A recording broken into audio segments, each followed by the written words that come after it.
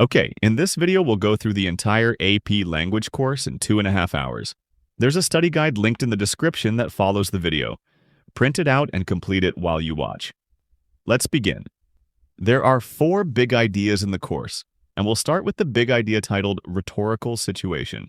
We'll explore this big idea in 7 lessons. Let's dive into the first lesson, which introduces you to the concept of a rhetorical situation. So, the term rhetorical situation refers to the idea that writers will consider the circumstances of their writing task and adjust their writing to suit the circumstances. At its basic level, we know that a person writing a children's book will choose to use simple words and concepts. But a person writing a letter to a judge might use more formal language and try to be more persuasive. Similarly, a person writing a fictional text might write in a way that tries to entertain, while a person writing a high school essay might be more focused on formulating a clear argument. Each of these people are writing within different rhetorical situations, which affects how they choose to write their texts. And that's what this first big idea is all about. The AP language course requires that you understand the 6 components of a rhetorical situation. These are the exigence, purpose, audience, writer, context, and message. Let's start with the exigence, and we can get to know this concept by looking at the definition provided to us within the course and exam description. It reads, "The exigence is the part of a rhetorical situation that inspires, stimulates, provokes, or prompts writers to create a text." The key question we need to ask ourselves here is, what was the problem, issue, or situation that motivated the writer to create the text in the first place? Let's look at this paragraph as an example, and we'll figure out the exigence together.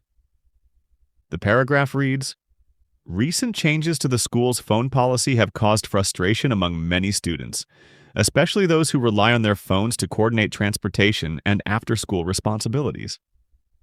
This policy, which bans phone use during all school hours, may have been created with good intentions, but it fails to consider students' real needs. School administrators should revise the policy to allow limited phone access during lunch and after school so that students can manage their responsibilities more effectively." Remember, our question for the exigence is, what was the problem, issue, or situation that motivated the writer to create the text in the first place? This is answered pretty much straight away. Recent changes to the school's phone policy was the thing that motivated the writer. By the way, this is very close to the sort of question you might expect in the exam. The examiners may present a paragraph like this one and ask a question like, which of the following best describes the writer's exigence in the passage? And you'd have to provide the correct answer out of a multiple choice lineup. Now let's look at the purpose, which on the surface may seem the same as the exigence. But the purpose is not what caused the writer to start writing in the first place. Instead, it's what the writer hopes to accomplish through their writing. For example, when J.K. Rowling wrote Harry Potter, her purpose was probably to entertain. But when the Founding Fathers wrote the Declaration of Independence, their purpose was to justify breaking away from British rule and establish an independent nation. Let's go back to our paragraph. We might say that the purpose in this paragraph was to get school administrators to revise the school's phone policy. One thing you need to be aware of is that a text may have multiple purposes.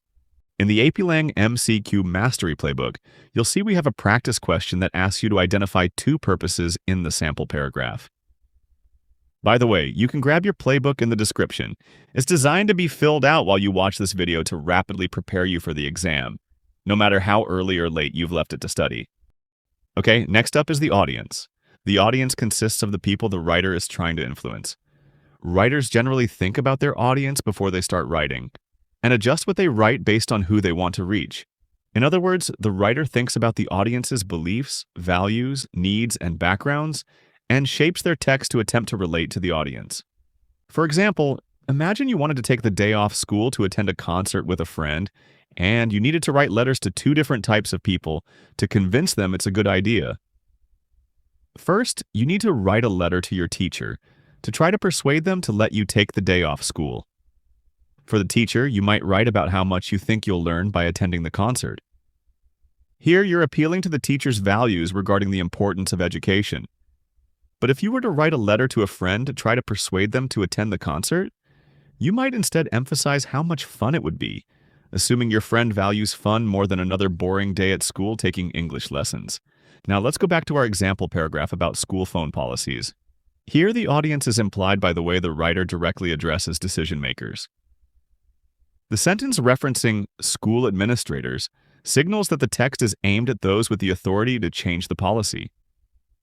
Their arguments are therefore shaped to appeal to the values of the school administrators, which appear to be about addressing the needs of students. All right, the next part of the rhetorical situation is the context.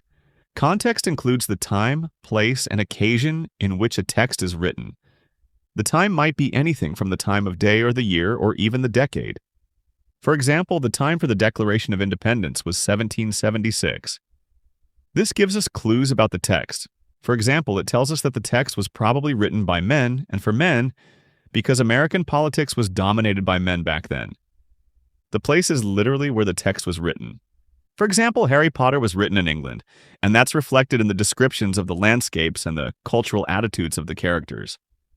The occasion refers to the events or circumstances. For example, if a politician were to write a speech written after a natural disaster, they may use very serious and somber language. But if that same politician were to write a speech at a lighthearted event like his friend's retirement party, he might choose to tell some funny stories about good old times with his friend. So let's look at the context of our example piece on school phone policies. In the example, the context has a time frame based on the phrase recent changes to the school's phone policy.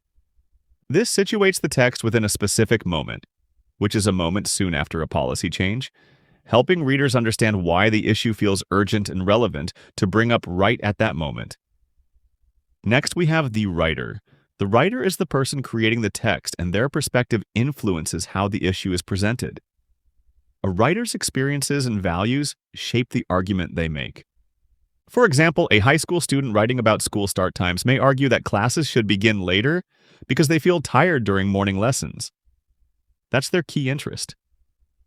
In contrast, that student's parent writing about the same issue may argue that early start times are necessary because they need their child's schedule to match their work hours. Here, their responsibility to their job shapes their position. In the example, the writer positions themselves as someone affected by the policy, which can be inferred from the focus on student needs. The clause describing students who rely on their phones to coordinate transportation and after-school responsibilities reveals the writer's perspective and helps explain why the issue matters to them. Finally, we have the message. The message is the central idea or claim the writer communicates to the audience. It is what the text ultimately has to say about the issue. At first, you might think this is the same as the purpose. But if the purpose is what the writer hopes to accomplish, the message is what the writer actually says to achieve their purpose. For example, an advertisement for a car might have the purpose of selling the car, but the message itself might be that the car is safe and affordable for families. In the example paragraph we've been looking at, the sentence stating that the policy fails to consider students' real needs expresses the writer's main message and summarizes what the audience is meant to understand about the issue. Okay, that's it for this first lesson. I briefly mentioned earlier that you can grab the AP Language Mastery Playbook from the link in the description. It follows this video so you can rapidly complete it while you watch. If you've grabbed that playbook, now's the time to complete the knowledge quiz for Lesson 1, and then practice the multiple choice questions in the MCQ playbook, which will help you to practice applying the information from this lesson in exam-style reading and writing multi-choice questions. These MCQs make up 45% of your total grade, so the best thing you can do to increase your chances of getting a great grade is practice them as much as you can before exam day. And once you've done that, let's move on to the second lesson. In this lesson, we'll explore the 3 modes of persuasion.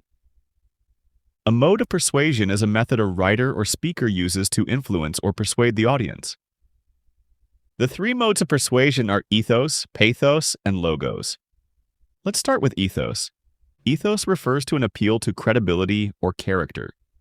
When a writer uses ethos, they are trying to convince the audience that they are trustworthy, knowledgeable, or worth listening to. The key question to ask yourself when identifying ethos is, how does the writer present themselves as credible or reliable? Writers can build ethos in several ways. First, they might emphasize their experience. For example, a writer might start with the phrase, As a mountain climber of 15 years, I know about the dangers of being in the backcountry. Here, their experience is employed to try to persuade people that they know what they're talking about. Another method might be through highlighting the writer's qualifications. A writer might start with, "As a qualified doctor, I believe you should start exercising 3 times per week." Here, their qualification is what gives them authority and makes them persuasive. That's often why you see doctors in white lab coats on TV ads. It's a way of trying to persuade the audience. A third method might be an appeal to their institutional credentials. For example, someone might start a lecture with, "As a Harvard professor." Here, the fact they're a professor at one of the most prestigious educational institutions in America gives them credibility. Now let's look at a short example from some text. It reads, "As a teacher with over 15 years of classroom experience, I have seen firsthand how excessive homework affects students' mental health and motivation. My goal has always been to help students learn effectively without overwhelming them, and current homework policies often work against that goal." In this paragraph, the writer establishes credibility right away by identifying themselves as a teacher with over 15 years of classroom experience. That detail encourages the audience to trust their judgment. Now let's move on to pathos. Pathos refers to an appeal to emotion. When a writer uses pathos, they are trying to make the audience feel something, such as sympathy, anger, fear, pride, or hope. The key question to ask yourself here is, what emotions is the writer trying to evoke in the audience? To create pathos, writers often use vivid language, such as words like heartbreaking, terrifying, or hopeful.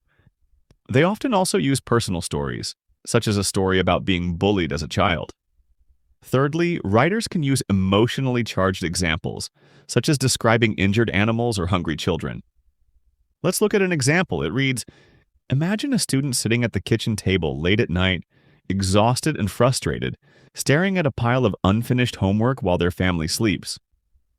Night after night, this stress builds, leaving students anxious, overwhelmed, and disconnected from their love of learning." In this paragraph, the writer invites the audience to picture a specific, emotionally charged scene. Words like exhausted, frustrated, and anxious are designed to trigger empathy. The writer wants the audience to feel concern for students, which can make them more receptive to the argument being made. Next is logos. Logos refers to an appeal to logic or reason. When a writer uses logos, they rely on facts, data, statistics, or clear reasoning to support their claim. The key question to ask is, what evidence or reasoning is the writer using to prove their point? Logos often appears in the form of numbers, studies, comparisons, and cause and effect explanations. These appeals help the audience see the argument as rational and well supported. Let's look at an example. It reads, "According to a recent school district study, students who received more than 3 hours of homework per night scored no higher on standardized tests than students who received less than 90 minutes. In fact, the heavier homework load was associated with increased absenteeism and lower class participation." Here, the writer uses a study and specific data to support their claim. The argument does not rely on emotion or personal credibility alone. Instead, it appeals to the audience's sense of logic by presenting evidence that suggests homework policies may not be effective. When we dive into the Claims and Evidence module of this review video, you'll notice all 3 modes of persuasion can be used when formulating an argument. Writers blend ethos, pathos, and logos to make their arguments more convincing. For example, a writer might establish their credibility with ethos, connect emotionally with the audience through pathos, and then reinforce their claim with logical evidence using logos.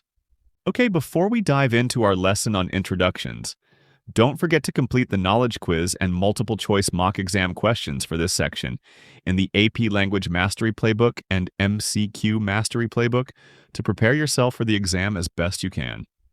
And when you're done, let's move on to the next lesson. For the next 2 lessons, we'll look at how writers introduce and conclude arguments. You may be assessed on this in the multiple choice section of the exam. For example, a question might ask you to identify the best way to introduce a topic from a list of options.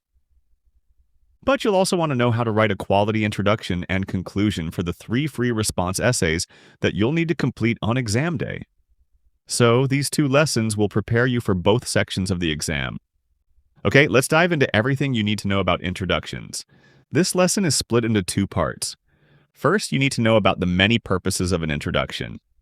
Then second, you'll need to be able to identify and use 7 specific techniques for introducing an argument. Let's look at the 6 purposes of an introduction listed in the AP language course. They are introducing the subject, introducing the writer, presenting the argument's thesis, orienting the reader, engaging the reader, and focusing the audience. First, an introduction may be used to introduce the subject. This helps the audience immediately understand the topic being discussed and prevent confusion. For example, in this paragraph, the argument opens by stating that it will discuss school start times, starting with the phrase, "This essay will examine the issue of early school start times." This is a very clear and explicit example, but some introductions may introduce the subject without being so direct. Next, an introduction may be used to introduce the writer. Introducing the writer helps establish who is speaking and why their perspective matters. This does not mean the writer must always name themselves directly, but the introduction can still give clues about the writer's position, role, or relationship to the topic. This connects closely to the concept of ethos we discussed in the last lesson, because it helps build credibility with the audience. For example, in this paragraph, the argument opens with the writer establishing their credibility by stating that they have been a high school teacher for over 10 years. You'll notice that this paragraph also introduces the subject in the phrase, "Early school start times affect students' focus, motivation, and well-being," showing how an introduction may do many things at once. Another key purpose of an introduction is presenting the argument's thesis. The thesis is the main claim or central argument the writer is making, and this will appear in the introduction, so the audience knows exactly what position the writer will defend throughout the piece. For example, this introduction ends with a sentence that clearly states that school start times should be delayed. That's the thesis. We'll do a deeper dive on thesis statements later in this video. Okay, next up we have orienting the reader in the introduction. Orienting the reader means providing background information or context that helps the audience understand the issue and why it's being discussed. This is especially important when the topic is unfamiliar or complex. For example, a writer might briefly explain recent events, historical background, or current debates related to the topic. In the sample on screen now, an orientation is provided in the first sentence, which reads, "In recent years, many school districts across the country have begun re-examining their daily schedules due to growing concerns about student sleep." This sentence provides context that orients the reader. The next purpose of an introduction is to engage the reader. Engaging the reader means capturing their interest and encouraging them to keep reading. If the introduction is dull or unclear, the audience may lose interest before the argument even begins. Engagement can come from many different choices, such as a vivid description, a surprising fact, or a thought-provoking idea. The goal is to make the audience want to continue reading and pay attention to the argument. Here's an example. The first sentence attempts to be engaging by drawing the reader into a vivid scenario. It reads, "At 6 a.m., thousands of students are already awake, rubbing their eyes as alarm clocks buzz in dark bedrooms across the country." Finally, an introduction may be used to focus the audience. Focusing the audience means narrowing their attention to the specific angle or perspective the writer will take. Many issues are broad, and the introduction helps signal which part of the issue the argument will address. For example, instead of discussing education in general, a writer might focus specifically on homework policies. On the sample on the screen, the author focuses the audience by stating, "This argument will focus specifically on one aspect of education, the timing of the school day." This focus helps prevent confusion and keeps the argument clear and controlled. Okay, so that's everything you need to know about the purposes of an introduction. For the second half of this lesson, we'll look at the techniques writers use to introduce an argument. The AP language course identifies 7 common techniques for introductions. These are presenting quotations, using intriguing statements, telling anecdotes, asking questions, presenting statistics or data, providing contextualized information, and presenting a scenario. Let's start with presenting quotations. A quotation is the exact words taken from a different source and repeated using quotation marks, such as when you quote a line from a movie or someone else's book. They can be used in introductions both because they can be highly engaging and because they borrow the authority of the original source. For example, in the sample on screen, the introduction begins with a quotation about adolescent sleep from an authoritative group, the American Academy of Pediatrics. This helps to orient the reader to the debate that the text will engage with and shows that the text will use authoritative sources to make its arguments. Another technique writers use is presenting intriguing statements. An intriguing statement is designed to surprise the reader or challenge what they might already believe. This type of opening encourages the audience to keep reading because it creates curiosity or tension right away. For example, the introduction on screen begins with a bold claim that goes against common assumptions. The first sentence reads, "Early school start times may be doing more harm than good." This immediately raises questions in the reader's mind and invites them to find out why. Another common technique is using anecdotes. An anecdote is a short, specific story that illustrates a larger issue. This can bring the issue to life. In the example on screen, the introduction opens with a brief story about a student struggling to stay awake in class. This anecdote helps the reader connect emotionally to the issue before the argument becomes more analytical. Writers may also introduce an argument by asking questions. Questions invite the reader to actively think about the issue before the argument even begins. For example, the introduction on screen opens with the question, "Are early school start times really helping students learn?" This question draws the reader into the discussion and prepares them to consider the argument that follows. Another technique writers use is presenting statistics or data. As discussed in the previous lesson, statistics and data appeal to the logic of the audience. When used in an introduction, they signal that the argument will be evidence-based. In the sample on screen, the introduction opens with a statistic about how many students do not get enough sleep on school nights. Another technique is providing contextualized information. Contextualized information gives background details that help the reader understand why the topic matters and why it is being discussed now. Earlier in this lesson, we discussed how introductions orient readers. Providing contextualized information is the specific technique that helps you to achieve this goal. This technique is especially useful when the argument is connected to a recent occurrence or is considered urgent by the writer. For example, the introduction on screen explains that many districts are currently reconsidering their schedules, which helps the reader understand why the text is being written at this point in time. Finally, writers may introduce an argument by presenting a scenario. A scenario asks the reader to imagine a realistic or hypothetical situation. This technique helps the audience visualize the issue and see how it plays out in everyday life. In the sample on screen, the introduction places the reader in the position of a tired student navigating an early morning routine. This scenario helps the reader personally connect to the argument. Okay, that wraps up this lesson on introductions. You now understand both the purposes of an introduction and the techniques writers use to achieve those purposes. Finish up the knowledge quiz and multiple choice practice questions in the Mastery Playbooks. And then let's move on to our lesson on conclusions. Okay, let's dive into everything you need to know about conclusions. Like introductions, we'll split this lesson into two parts. First, you need to understand the purpose of a conclusion. Then second, you'll need to be able to identify and use several common techniques writers use to conclude an argument. Let's start by looking at the overall purpose of a conclusion. The AP language course requires you know these two purposes. First, a conclusion brings the argument to a unified end. Second, a conclusion reinforces the argument's thesis. Let's start with bringing the argument to a unified end. This means that the conclusion helps the audience clearly see where the line of reasoning in an essay has led and why it matters. By the time the reader reaches the conclusion, they should feel that the argument has reached a clear stopping point rather than simply cutting off. For example, in the sample on screen, the argument has examined multiple reasons why cities should invest more in public parks. The unifying function appears in the sentence, which reads, "Taken together, these benefits show that public parks are not optional luxuries, but essential parts of healthy and connected communities." This sentence signals that the discussion is complete by pulling together the earlier points and showing what they collectively demonstrate. The other purpose of a conclusion is to restate or reinforce the argument's thesis.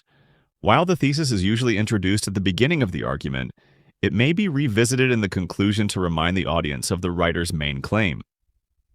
This leaves the audience with a strong final impression of what the writer's key claim is. For example, after presenting evidence about school start times throughout an essay, a conclusion might return to the idea that early schedules harm students, now strengthened by the reasoning and evidence already discussed. Before we move on from the purpose discussion, let's look at how you might need to apply this knowledge in the exam. In the multiple choice section, you may be presented with a paragraph like the one on screen now, and asked a question like, which of the following sentences, if placed as sentence 1, would best bring the argument to an end and reinforce the argument's thesis? The best answer for this mock question is C, which both synthesizes prior evidence and explicitly restates the central claim. More mock MCQs like this one can be found in the 2-hour Mastery Playbook. Okay, so now that you understand the general purpose of a conclusion, let's move on to the techniques writers use to achieve this. The AP language course identifies several common techniques for conclusions. These include explaining the significance of the argument within a broader context, making connections, calling the audience to act, suggesting a change in behavior or attitude, proposing a solution, leaving the audience with a compelling image, explaining implications, summarizing the argument, and connecting back to the introduction. Let's start with explaining significance within a broader context. This technique involves showing how the argument fits into a larger issue or debate. In other words, the writer zooms out and shows the audience why this issue has wider importance. For example, in the sample on screen, the argument is about banning single-use plastic bags. The conclusion explains the broader significance in this sentence, which reads, decisions like these shape how communities respond to climate challenges and determine what kind of environment future generations will inherit. By connecting a local policy decision to environmental responsibility in future generations, the writer shows that the issue is larger than plastic bags alone. Next is making connections. This means linking the argument to a different but related issue so the audience can better understand it. This helps the audience relate the argument to something familiar. In the sample on screen, the argument is about banning cell phone use during class time. In the conclusion, the writer connects this school policy to rules that already exist in other areas of students' lives. The key connection appears in this sentence, which reads, just as drivers are expected to follow traffic laws to keep roads safe, students are expected to follow classroom rules that protect learning. Here, the writer connects classroom rules to traffic laws. This comparison helps the audience understand the policy by relating it to something else that feels familiar and common sense. Writers may also conclude by calling the audience to act. A call to action directly encourages the audience to do something in response to the argument. In the sample on screen, the call to action appears clearly in this sentence. By putting phones away while driving and supporting stricter enforcement of traffic laws, individuals can help reduce accidents and make roads safer for everyone. Closely related to this is suggesting a change in behavior or attitude. Instead of asking the audience to take immediate action, the writer may encourage them to rethink how they view an issue. In the sample on screen, the shift in attitude appears in the sentence. Rather than viewing longer homework assignments as a sign of academic rigor, educators and parents should consider whether balance and well-being better support meaningful learning. This sentence challenges a common assumption and invites the audience to reconsider their beliefs. Another common conclusion technique is proposing a solution. Proposing a solution involves clearly stating what should be done to address the problem discussed in the argument. In the sample on screen, the solution is stated directly in the sentence. Schools can reduce food waste by allowing students more flexible lunch periods and offering portion choices. This sentence provides a clear and practical response to the problem raised earlier in the argument. Writers may also leave the audience with a compelling image. A compelling image is a vivid idea or description that stays with the reader after the argument ends. In the sample on screen, the image appears in this sentence. Libraries risk becoming silent buildings with darkened shelves and locked doors. This image is memorable and emotional, helping reinforce the argument about the importance of public library funding. The next technique is explaining implications. Explaining implications means outlining the potential consequences of accepting or ignoring the argument. In the sample on screen, the implications are clearly stated in the sentence. Public trust in news, science, and democratic institutions will weaken. This shows the audience what could happen if the issue is not addressed. Summarizing the argument is also a common conclusion technique. Summarizing involves briefly restating the main points of the argument to reinforce the thesis. In the sample on screen, the summary appears in the sentence, excessive screen time affects attention, sleep, and social development. This sentence pulls together the key reasons supporting the argument before the conclusion ends. Finally, writers may conclude by connecting back to the introduction. This is one of my favorite techniques in a conclusion because it closes the loop on a question posed at the beginning of the piece and gives the text a nice feeling of closure. In the sample on screen, the conclusion refers back to a question asked in the introduction, then answers it. This brings the argument full circle and reinforces the original focus.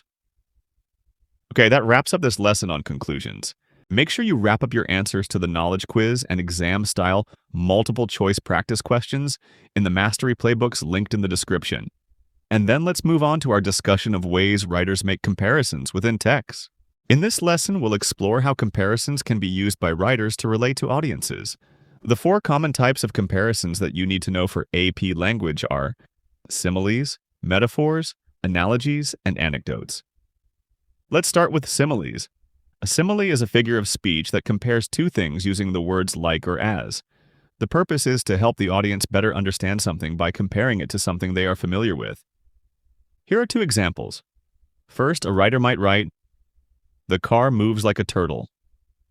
Here, the audience knows a turtle is famously slow, and we're transferring that trait to the car to demonstrate that the car moves slowly. Here's another example. It reads, "The classroom was as quiet as a mouse." Notice here that the word as is used instead of like. In this simile, the author invokes the idea that a mouse is very quiet to vividly explain that the classroom is similarly very quiet. Importantly, for a simile to be effective, the item being compared must be easily understood by the audience. For example, everyone needs to understand that a turtle is slow and a mouse is quiet, or else these similes wouldn't work. Okay, next is metaphors. A metaphor is a figure of speech that describes one thing as if it were another. Unlike a simile, which makes comparisons using the words like or as, a metaphor says something is something else, even though it isn't. The audience knows that a metaphor isn't literal. Rather, it's a rhetorical device. Like similes, metaphors are designed to help the audience better understand one thing by rhetorically comparing it to something the audience is familiar with. Let's look at 2 examples. The first is, "He is a night owl." This metaphor uses the audience's knowledge that owls are awake at night and sleep at day, and transfers that trait to the person. The second is, "My brain is a sponge." This metaphor uses the idea that sponges are highly absorbent of liquids to demonstrate that the writer's mind similarly absorbs all the information around it. Okay, next up are analogies. An analogy is a more detailed comparison that also explains an idea by showing how it is similar to something more familiar. A famous example is from Romeo and Juliet, where Juliet says, "What's in a name? That which we call a rose by any other word would smell as sweet." So Romeo would, were he not Romeo called? In this case, Juliet is thinking about the fact Romeo is from a rival family, and yet regardless of his surname, she considers him beautiful. Similarly, regardless of the name you give to a rose, it doesn't make the rose any less beautiful. Another analogy from Shakespeare is from As You Like It, which reads, "All the world's a stage, and all the men and women merely players. They have their exits and their entrances." This analogy compares the world to a stage and life to a play. You'll notice in this example that you may also consider it metaphorical. That's because analogies can be made up of metaphors and similes. Lastly, we have anecdotes. An anecdote is a short, interesting story about a real event or experience that is used to illustrate a point. Unlike similes, metaphors, and analogies, anecdotes are often literal. They're interesting stories that can make an idea relatable.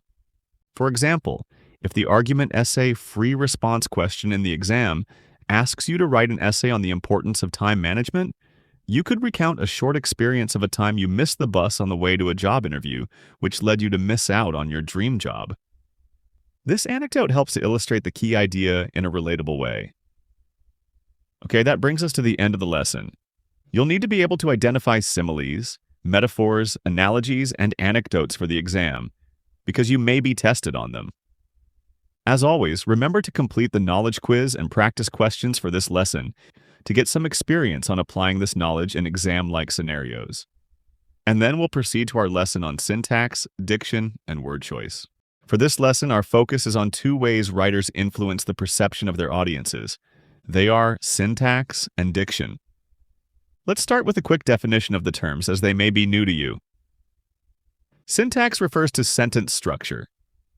Some sentences are long and some are short. Some have the key concept at the start, and some have it at the end. A writer's choices about how they structure their sentences can affect the audience's perception, and we'll explore how that happens in this lesson. Next is diction. This refers to the writer's choice of words.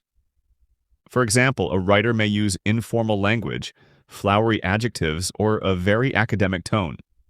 Their choice of words influences the audience, so we'll break down some key diction decisions writers make in the lesson. Let's start with syntax, and 4 ways syntax can influence the audience's perception. These are sentence length and complexity, sentence variety and control, emphasis and positioning, and rhythm and pace. Sentence length and complexity influence how confident and credible a writer appears to an audience. Short, simple sentences often sound direct and decisive. This can make a writer seem confident and in control. For example, consider the claim, "The policy failed." This short, clear sentence feels firm and unambiguous. In contrast, longer or more complex sentences can suggest careful reasoning or academic depth, such as when a writer explains a complex concept in one extended sentence. However, if sentences become overly long or confusing, the writer may appear uncertain or unfocused, which can weaken audience trust. Next is sentence variety and control. When a writer uses the same sentence structure repeatedly, the writing can feel mechanical and unengaging. For example, an essay in which every sentence begins with the same phrase, such as "this shows that," can quickly sound repetitive and dull to the reader. By contrast, controlled variety, which refers to mixing short sentences with longer ones at appropriate times, can maintain the audience's attention and drive home a point. For example, a paragraph might build an explanation through long sentences, but then end with a short declarative sentence for emphasis. This balance shows control and increases the audience's confidence in the argument. Next is emphasis and positioning. Skilled writers carefully position key information within a sentence. Ideas placed at the beginning or end of a sentence tend to stand out more to readers. And for example, placing a key claim at the beginning of a sentence can help to ensure the reader can easily follow along and doesn't have to wait until the end of the sentence to understand what's going on. This is common in academic writing, but placing the key information at the end of a sentence can also work, as it can feel like the writer has made a strong conclusion to a thought. Lastly, writers need to consider rhythm and pace when writing sentences. Short sentences can quicken the reading pace and create urgency or intensity. Listen to how these brief, punchy sentences that you might hear in a charity advert generate urgency. Children are hungry. Help is needed now. Every second matters. A series of short sentences like this may heighten emotion in a call to action. This is common in advertising. Meanwhile, longer sentences slow the pace and encourage reflection. They may be used to carefully explain evidence, which is common in academic writing. The writer's choice of rhythm and pace often depends upon whether they want the audience to be inspired to take action or thoughtful and contemplative. Okay, now let's look at diction. Remember, diction refers to the choice of words within the sentence. We'll explore 4 aspects of diction that may influence the reader. These are formality level, precision, connotation and tone, and audience alignment. Formality level is all about whether the writing is intended for a professional or lighthearted rhetorical situation, Formal diction often creates a serious and authoritative tone, which is expected in academic or argumentative writing. For example, using words such as significant or demonstrate signals professionalism. Casual or slang-based diction may feel approachable but can reduce credibility in formal rhetorical situations. Examples of casual diction may include word choices like kind of, not really, or hanging out. Next is precision versus vagueness. Precise diction refers to clear and unambiguous word choice. This strengthens an argument by showing clarity and careful thinking. Precision might include 5% budget cut instead of saying less funding, or referring to public hospital emergency departments rather than healthcare places. Vague diction can make an argument seem weak or underdeveloped, such as in the previous examples of less funding and healthcare places. Overall, when a writer consistently uses clear and exact language, the audience is more likely to trust the reasoning and accept the argument. Next is connotation and tone. Some words carry positive connotations such as beautiful and peaceful. Others carry negative connotations such as terrible and disgusting. A writer's choice of a word with positive or negative connotation can influence how an audience feels about an issue. For example, describing a policy as protective suggests it is beneficial and good, while calling it restrictive suggests it is harmful and bad. These choices reveal the writer's attitude and can either persuade or alienate the audience. Importantly, the AP language curriculum also requires that you recognize when word choice betrays a writer's biases. Bias refers to a tendency to favor one idea, person, or perspective over others in a way that is not fully fair or objective. A writer who relies heavily on emotionally loaded or one-sided language often reveals strong opinions or assumptions about an issue. Negative bias appears when a writer repeatedly describes a group using terms such as greedy, irresponsible, or out of touch, which signals criticism even if the writer never states that judgment directly. Positive bias, by contrast, appears when a writer consistently describes one side of an issue with words such as responsible, caring, or forward-thinking, while ignoring flaws or opposing views. In both cases, the writer's word choice suggests a lack of neutrality. Biased word choices can affect credibility with the audience. An audience that shares the writer's perspective may find the argument persuasive, while an audience that does not may view the writer as unfair or unreliable. Overall, here's what you need to remember. Recognizing biased diction can help you to evaluate whether an argument is trustworthy and whether its claims should be accepted. The last point on diction is about audience alignment. In order for a writer to convince an audience to accept their claims, the writer needs to choose words that align with their audience's expectations, knowledge, and values. For example, if the writer is writing for an 8th grade audience, they cannot use overly difficult words because the audience might have trouble following. This undermines their credibility and trust with that particular audience. By contrast, when diction aligns with the audience, the writer appears thoughtful and respectful, increasing the likelihood that the audience will accept the argument. Okay, that brings us to the end of this lesson. Make sure you finish up the knowledge quiz and multiple choice exam style questions for this lesson now. Then, we'll dive into our last lesson for this section of the course, titled Writing for Audiences. In this lesson, our core idea is that each audience is unique, so writers must adapt their arguments to the people they are trying to persuade. For AP language, you need to be able to identify the perspectives, contexts, and needs of audiences when considering how writers adapt their arguments. Each of these categories will influence a writer's choice of evidence, textual organization, and language use. No need to take notes on these 3 concepts yet, but we'll get back to them later in this lesson. Let's get started with the perspectives of audiences. Audience perspective refers to the beliefs, values, and assumptions an audience already holds about an issue which shape how the audience interprets an argument before the writer even begins. For example, on the topic of climate change, an audience of environmental activists may already believe that climate change requires urgent action, while an audience of factory workers may be more concerned about how environmental regulations will affect their jobs. A writer will know that these audiences come at the issue from different perspectives, so may need to adjust their argument to best appeal to each group. Next is audience context. This refers to the situation or circumstances audiences may face at the time the text is consumed. Context includes factors such as recent events and location.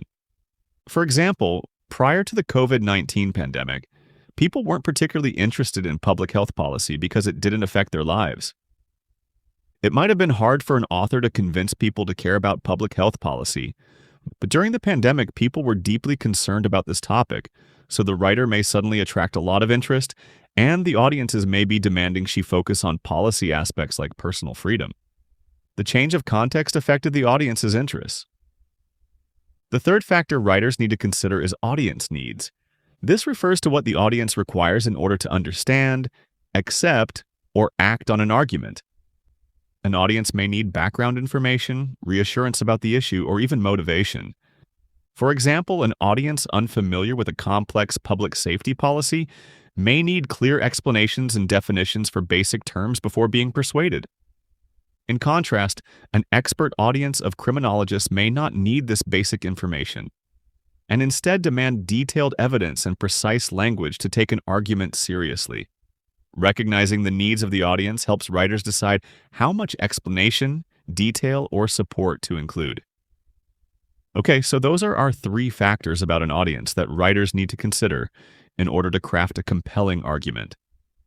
At the beginning of this lesson, I highlighted that each of these categories will influence a writer's choice of 3 things: evidence, textual organization, and language use.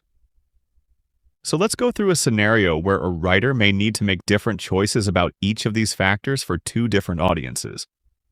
Our scenario will be raising the minimum wage, and the author will be arguing in favor of it.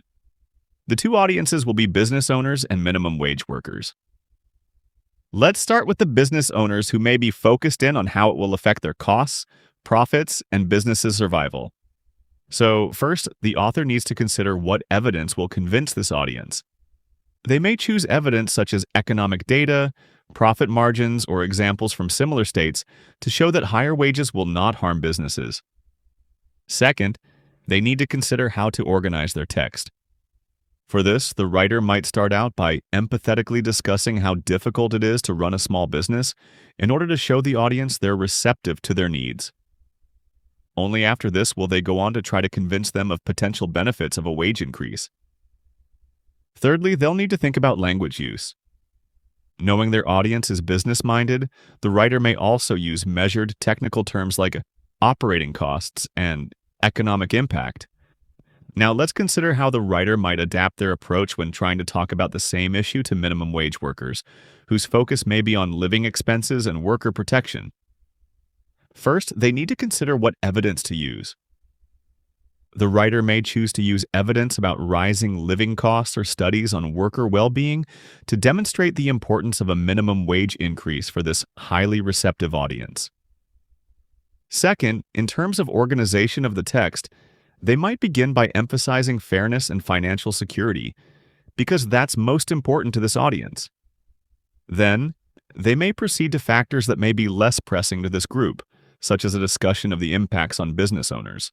Thirdly, the writer needs to think of language choice.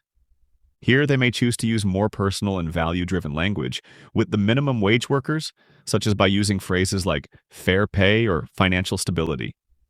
The author may assume these terms will resonate with this group, so in both cases, the writer needed to adapt evidence, organization, and language to help them cleverly craft an argument that will connect with the intended audience. All right, that's it for this lesson, and it's also the end of this first of 4 big ideas for the course. At this stage, you should have completed all the knowledge quizzes for this big idea from the AP Language Mastery Playbook, and ideally you will also have completed the practice MCQ sections to test your ability to apply this knowledge in exam-style questions. Once you're done, let's move on to the second part of the course. The second big idea for the AP English Language and Composition course is called Claims and Evidence. This big idea is all about the skill of formulating an argument and defending it. We'll explore this big idea in 9 lessons. Let's start with the first lesson, where I'll introduce the 2 key terms, claims and evidence. A claim is the main idea or position a writer argues for in a text and wants the audience to accept. First, we'll explore two features of a claim that make it effective. These are provoking interest and requiring a defense. To start, a good claim should provoke the interest of an audience. A claim that provokes interest might cause an audience to respond with curiosity, surprise, or even inspiration. For example, consider the claim, "School should start later because early mornings harm teen learning." This claim grabs attention because it challenges a common and long-standing school routine and suggests people should change it. Consider this second example, which reads, "Social media does more harm than good for teenagers." This invites readers to consider a topic that affects their daily lives, which may provoke curiosity and draw readers into the discussion. Next, a claim requires a defense. Once a person has staked a claim, they need to present reasons to support it. For example, consider the claim, "Homework should be limited to 30 minutes a night."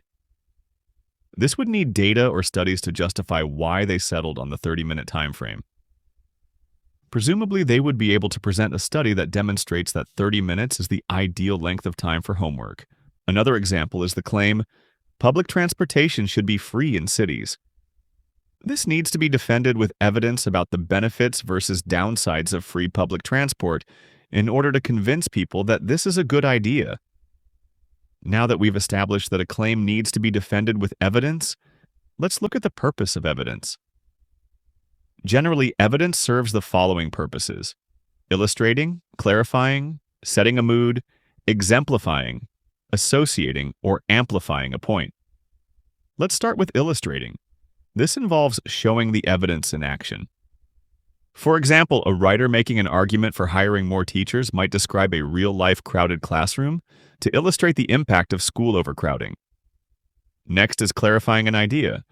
This means explaining something in a clearer and simpler way so the audience can understand it. For example, a complex idea like a family budget might be hard to understand at first, so the writer might break the budget down into simple parts, such as how much goes to rent, how much goes to food, and how much goes to bills. Next is setting a mood. This is when a writer uses evidence to shape how the audience feels. For example, a writer whose claim is that schools should assign less homework, they might use a real personal story about a struggling student to create sympathy or concern. Next, evidence can exemplify a claim. This is when a writer gives a very clear case study that reflects the author's claim. For example, an author arguing for greater waste reduction programs might discuss one town where recycling programs significantly reduced waste. Next is associating. This means the writer connects the argument to something the audience has already felt or lived through, so the idea feels familiar and relatable. For example, a writer arguing for shorter homework time per night might describe students staying up late to finish assignments and feeling exhausted the next day, an experience many students recognize from their own lives.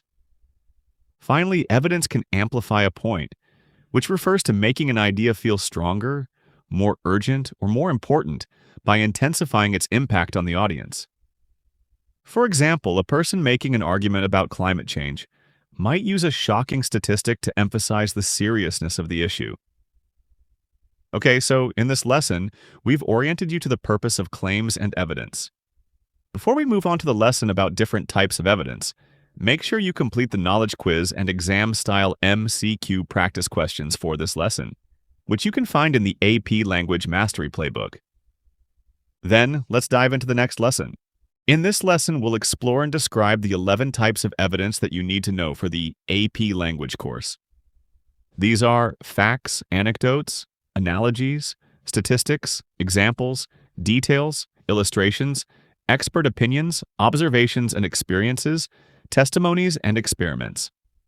Just two quick clarifying points before we look at each type of evidence. First, the AP course considers evidence broadly as anything that supports a claim. Some of these pieces of evidence don't serve as definitive proof to defend an argument, but they can rhetorically support claims to make them stronger. Second, it's important to remember that these concepts may overlap. So instead of trying to silo different types of evidence in your mind, try to think of how one piece of evidence may fit into multiple different categories. For example, a statistic can also be a fact. With that said, let's start with facts. Facts are pieces of information that can be proven true. Importantly, they are not your own thoughts or beliefs. Rather, they're provable because they come from studies or real-life data. This grounds your argument in reality. Examples of facts include established dates or events, such as the date a law was passed, and outcomes proven by research, such as a policy leading to lower accident rates. Next is anecdotes. You might remember that we discussed anecdotes in the Rhetorical Situations section of this course, but what we didn't discuss is that they are a type of evidence.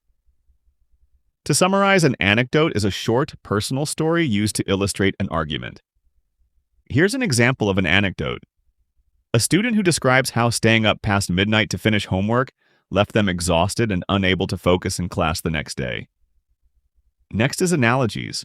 We also discussed analogies in the Rhetorical Situations section of this course.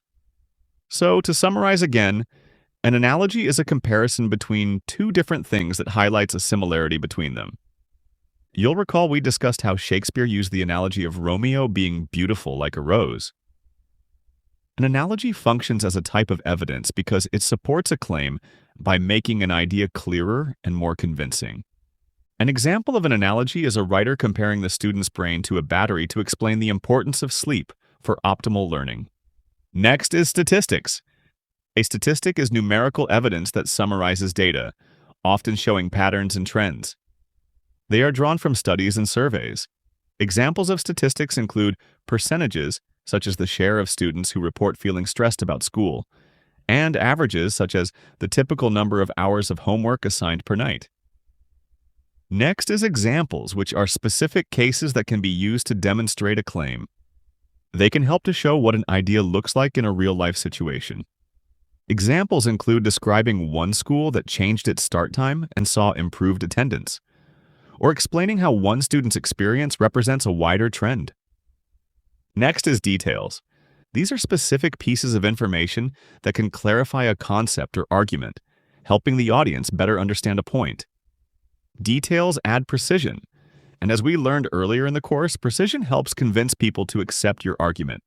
Examples of details include describing the exact time and place an event occurred, or a writer might state that a survey included 312 participants, instead of saying it included many people. Next is illustrations. Illustrations are a type of example, but they show how an idea works in practice. In other words, they help the audience visualize a concept by putting it into action. Examples of illustrations include describing in a step-by-step manner how a delayed bus schedule might affect a worker's day, or explaining how a small fee added to a purchase accumulates over time to affect a family's budget. Next is expert opinions. These are statements or conclusions from people who have special knowledge or training in a field. Because they come from professionals such as scientists, doctors, or researchers, they can be highly respected forms of evidence. They strengthen an argument by borrowing credibility from someone the audience is likely to trust. Examples of expert opinions include a doctor explaining the health effects of poor sleep, or an economist discussing the impact of inflation on the economy. Next is observations and experiences. These are pieces of evidence based on what a writer has directly seen or personally lived through. This strengthens an argument by showing that the writer has real-world knowledge of the issue. Examples of observations and experiences include the writer explaining what they noticed while volunteering at a food bank, or recounting how group projects usually function in their own classroom. Next is testimonies. Testimonies are statements from people who share their personal accounts or first-hand experiences about an issue. Unlike the observations and experiences category mentioned before this one, testimonies are not the writer's own experiences but the experiences of others. This strengthens an argument by adding multiple voices and perspectives. Examples of testimonies include a parent explaining how a school policy affected their child, or a worker describing conditions at their workplace. Next is experiments. These are studies where researchers test an idea, known as a hypothesis, under controlled conditions to see what happens. These are highly respected forms of evidence because they are scientific. They strengthen an argument by showing that a claim has been tested and supported by results. Examples of experiments include testing whether students remember more after studying with flashcards, or observing how plants grow when given different amounts of sunlight. Okay, that's all of our types of evidence. But you might have had the thought that some of these types of evidence are better than others. So, in the next lesson, we'll explore what makes a piece of evidence high quality and how successful writers integrate quality pieces of evidence into a text. As always, make sure you complete the knowledge quiz and exam-style MCQ set for this lesson that you can find in the AP Language Mastery Playbook, and then let's move on to the next lesson. The focus of this lesson is on how writers integrate evidence into their texts in ways that help convince people of their claims. Essentially, good writers select the evidence that is most effective, and then strategically integrate it into an argument at the right time. You'll learn how this is done in this lesson. First, we'll explore what effective evidence looks like. Then we'll look at how writers present evidence in their writing. So, let's look at what counts as effective evidence. We'll break this section down into 4 parts. First, we'll examine the concepts of validity and reasoning in evidence. Second, we'll examine how some pieces of evidence are more credible than others. Third, we'll explore the importance of making sure our evidence relates to an audience's emotions and values. And fourth, we'll look at what constitutes sufficient quantity and quality in an argument. Okay, so let's talk about validity. Valid evidence is evidence that actually helps prove the writer's claim. To understand this, let's look at examples of valid and invalid evidence. In our first example, a writer argues that students need more sleep, and their evidence is that well-rested students get 12% higher grades. This is valid because the evidence supports the claim. It shows that sleep helps with learning. Now imagine the writer is still arguing that students need more sleep, but their evidence is about students making poor food choices at the cafeteria. This is not valid because the evidence about food choices doesn't clearly relate to the claim that students need more sleep. Overall, strategically chosen evidence that clearly fits the claim helps the audience follow the line of reasoning, and therefore makes the argument more convincing. Let's move on to credibility. This is about whether the source can be trusted. One way to judge credibility is to check 5 key features: currency, relevance, authority, accuracy, and purpose. This is remembered by the acronym CRAP. Currency asks whether the information is up to date, such as using recent statistics rather than data from many years ago. This measure is important to consider if a text is time-sensitive, like a text about emerging technologies. Relevance asks whether the source is an appropriate source for the topic. For example, if your argument is about medicine, a doctor would be a relevant source, but a pilot probably isn't. Relevant sources are necessary for an argument to be valid. Authority considers who created the source, with experts or organizations generally being more trustworthy than anonymous authors. Accuracy looks at whether the information is true and correct. Purpose asks why the source was created. Sources created to inform people are usually more credible than sources created to persuade or sell something. When writers choose sources that meet these criteria, their arguments become stronger and more credible to the audience. Now let's look at the value of using evidence that relates to an audience's emotions and values. We touched upon this at the end of the Rhetorical Situations section of the course, but let's return to it now as it's a requirement in this section of AP language as well. Essentially, evidence is more persuasive when it connects to situations an audience can easily recognize and cares about. For example, a writer discussing traffic congestion might describe long commute times or frequent delays that many people experience. In another context, a writer addressing rising food costs might point to smaller package sizes or higher prices at the grocery store. By choosing evidence drawn from familiar, observable situations, writers make their arguments feel relevant and real. This helps the audience pay attention and become more open to the writer's reasoning. Lastly, let's look at a question many students have when writing their own essays. When do I have enough evidence in my essay?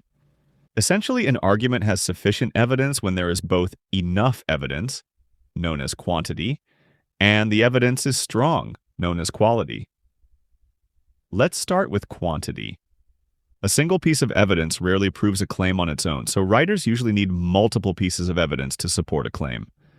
Similarly, quality matters because weak evidence or evidence that doesn't match the claim won't be convincing, even if there's a lot of it. For AP language, you may be presented with a question about whether an argument has sufficient evidence. It would be your job to assess whether the evidence in the argument is high quality and also whether there's sufficient quantity. Here's an example multiple choice question in AP style, where you will need to read a sample text, then select the correct answer. The sample text reads, "Many schools are considering banning homework altogether. One student argues that homework should be eliminated because it causes stress.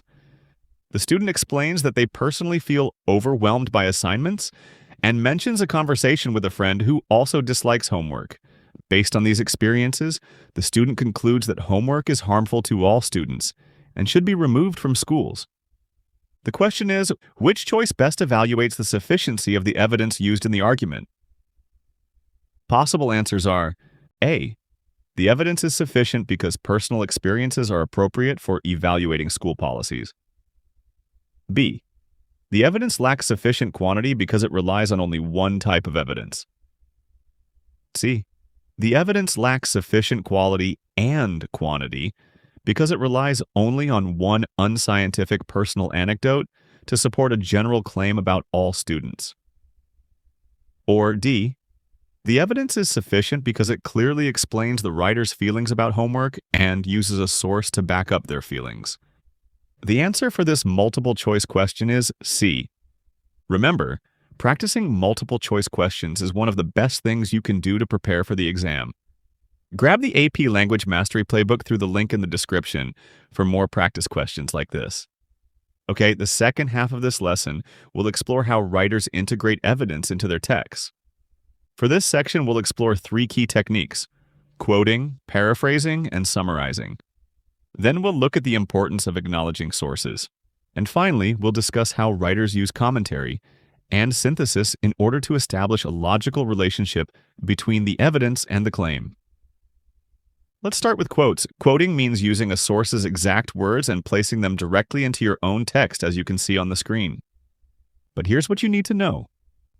Strong writers do not drop quotes into an essay on their own.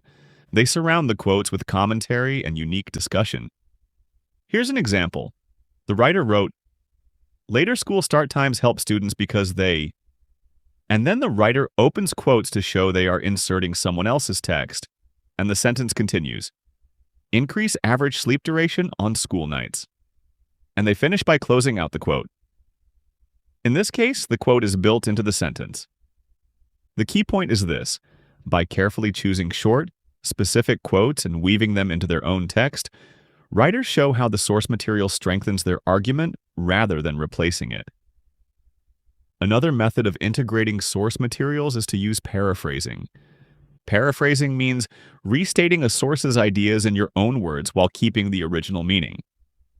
For example, a writer may have read a study that said that Arlington Public Schools observed an improvement in 10th grade students' first period grades after a 45-minute delay in high school start times. The writer used that information to write this sentence. According to Arlington Public Schools, a delay in start times by 45 minutes led to improved grades for 10th grade students in the first period. Here, the meaning is the same, but the words are changed.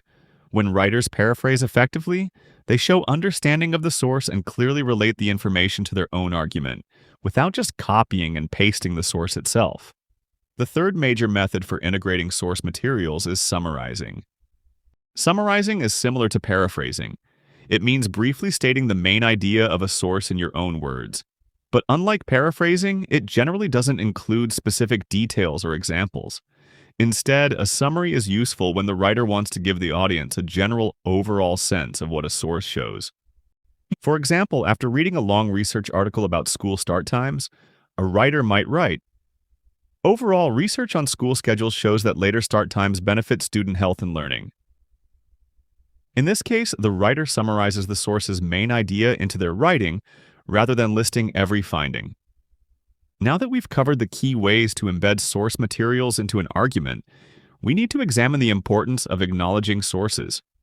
Writers must acknowledge the intellectual property of others so readers can see where the information came from. This includes words, ideas, and images. 3 methods for doing this are attribution, citation, and reference. Attribution means naming the source directly in your sentence. For example, this sentence attributes Ann Wheaton and colleagues when discussing their article on school start times. This clearly shows the audience whose ideas are being used. Citation means writing down the specific source information, usually in parentheses, so readers can locate the original text. For example, as shown here, a sentence might end with a brief note that includes the author's name and year of publication. And reference means listing full source details at the end of an essay.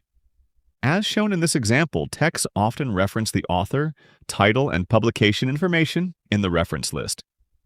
This allows readers to find the source themselves. Finally, let's look at the importance of using commentary and synthesis when integrating sources into texts. Both these techniques are about explaining how the sources link to the writer's claim. Commentary involves discussing evidence before or after presenting it to show how it connects to a claim. For example, before inserting a quote or statistic, a writer might prepare the reader by explaining what the evidence will show. In this example, it reads, "Research on adolescent sleep patterns helps explain why early start times are harmful." Then in the second sentence, the writer presents statistics from the source. Then, after presenting the evidence, the writer might add commentary that connects the evidence to the writer's argument, such as, "This matters because students who get more sleep are better able to focus and learn during the school day." The point is to not just integrate a source, but also comment on it to explain how the evidence links to the claim. Synthesis goes a step further.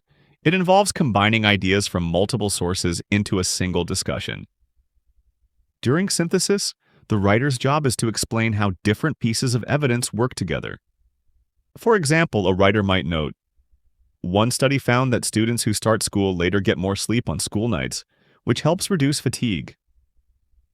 They then move on to another study stating, "Another study showed that students at schools with later start times performed better academically." Finally, they synthesize the findings, explaining, "Taken together, these findings suggest that changing school schedules can improve both student health and learning, strengthening the argument for later start times."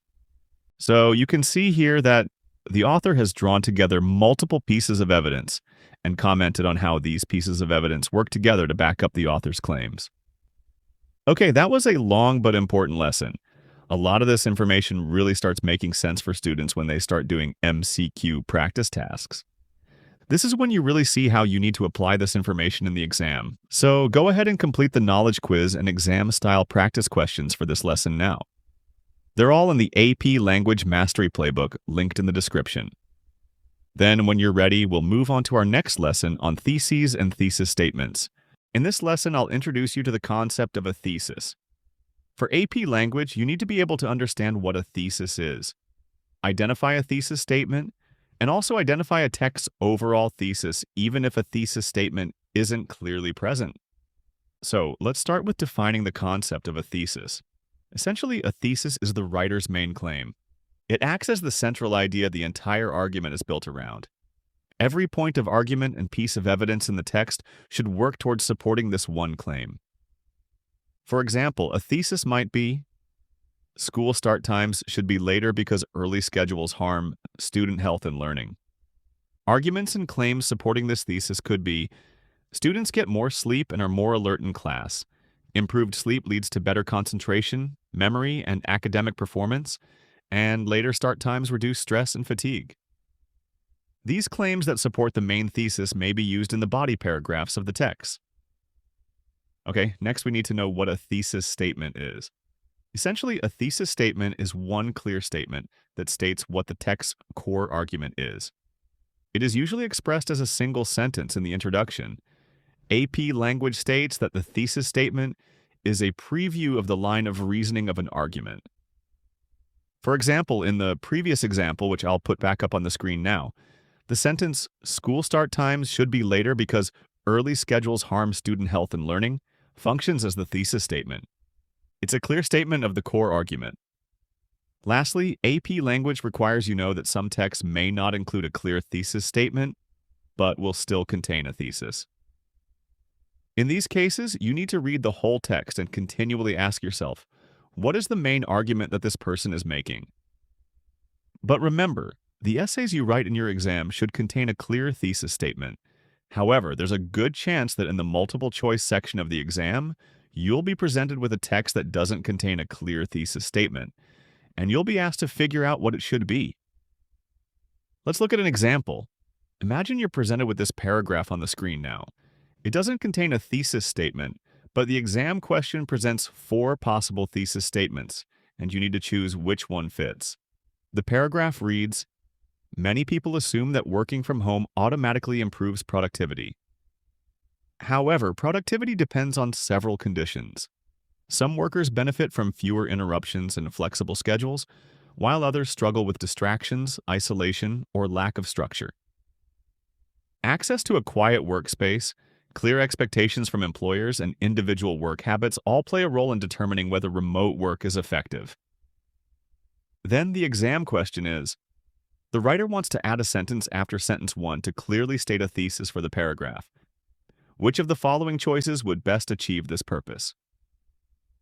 The options are: Option A, working from home can improve productivity when employees have fewer interruptions and flexible schedules. B, although working from home affects productivity in different ways, many employees find it beneficial.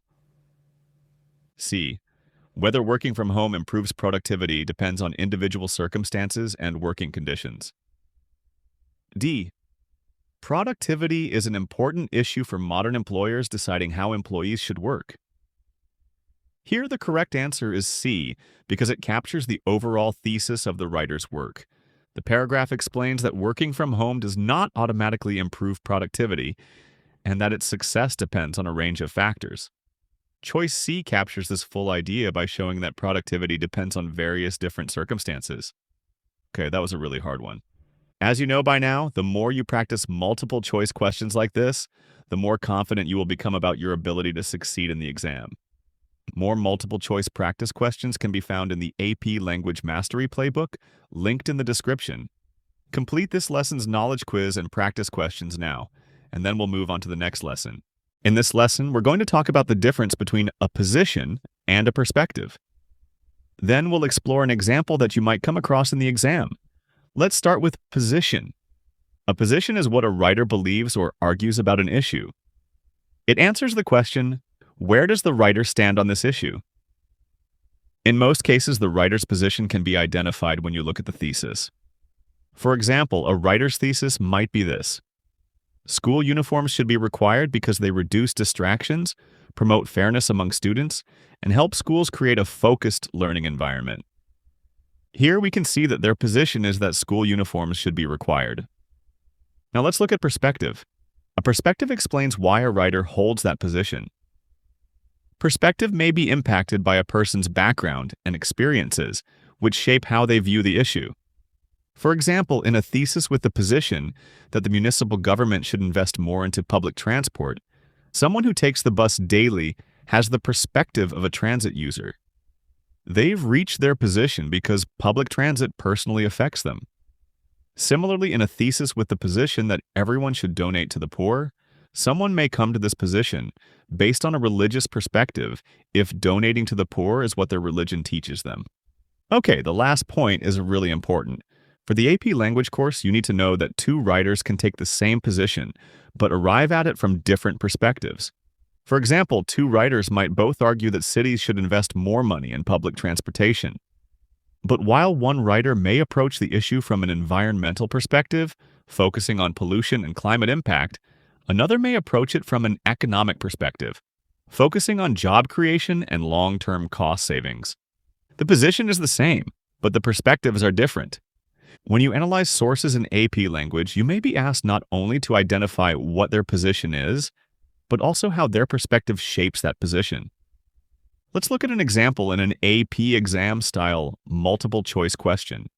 The question sets the context by stating, in sentence 4, the writer wants to emphasize how their perspective shapes their position on the importance of public transport. It then presents the paragraph, which reads, Sentence 1.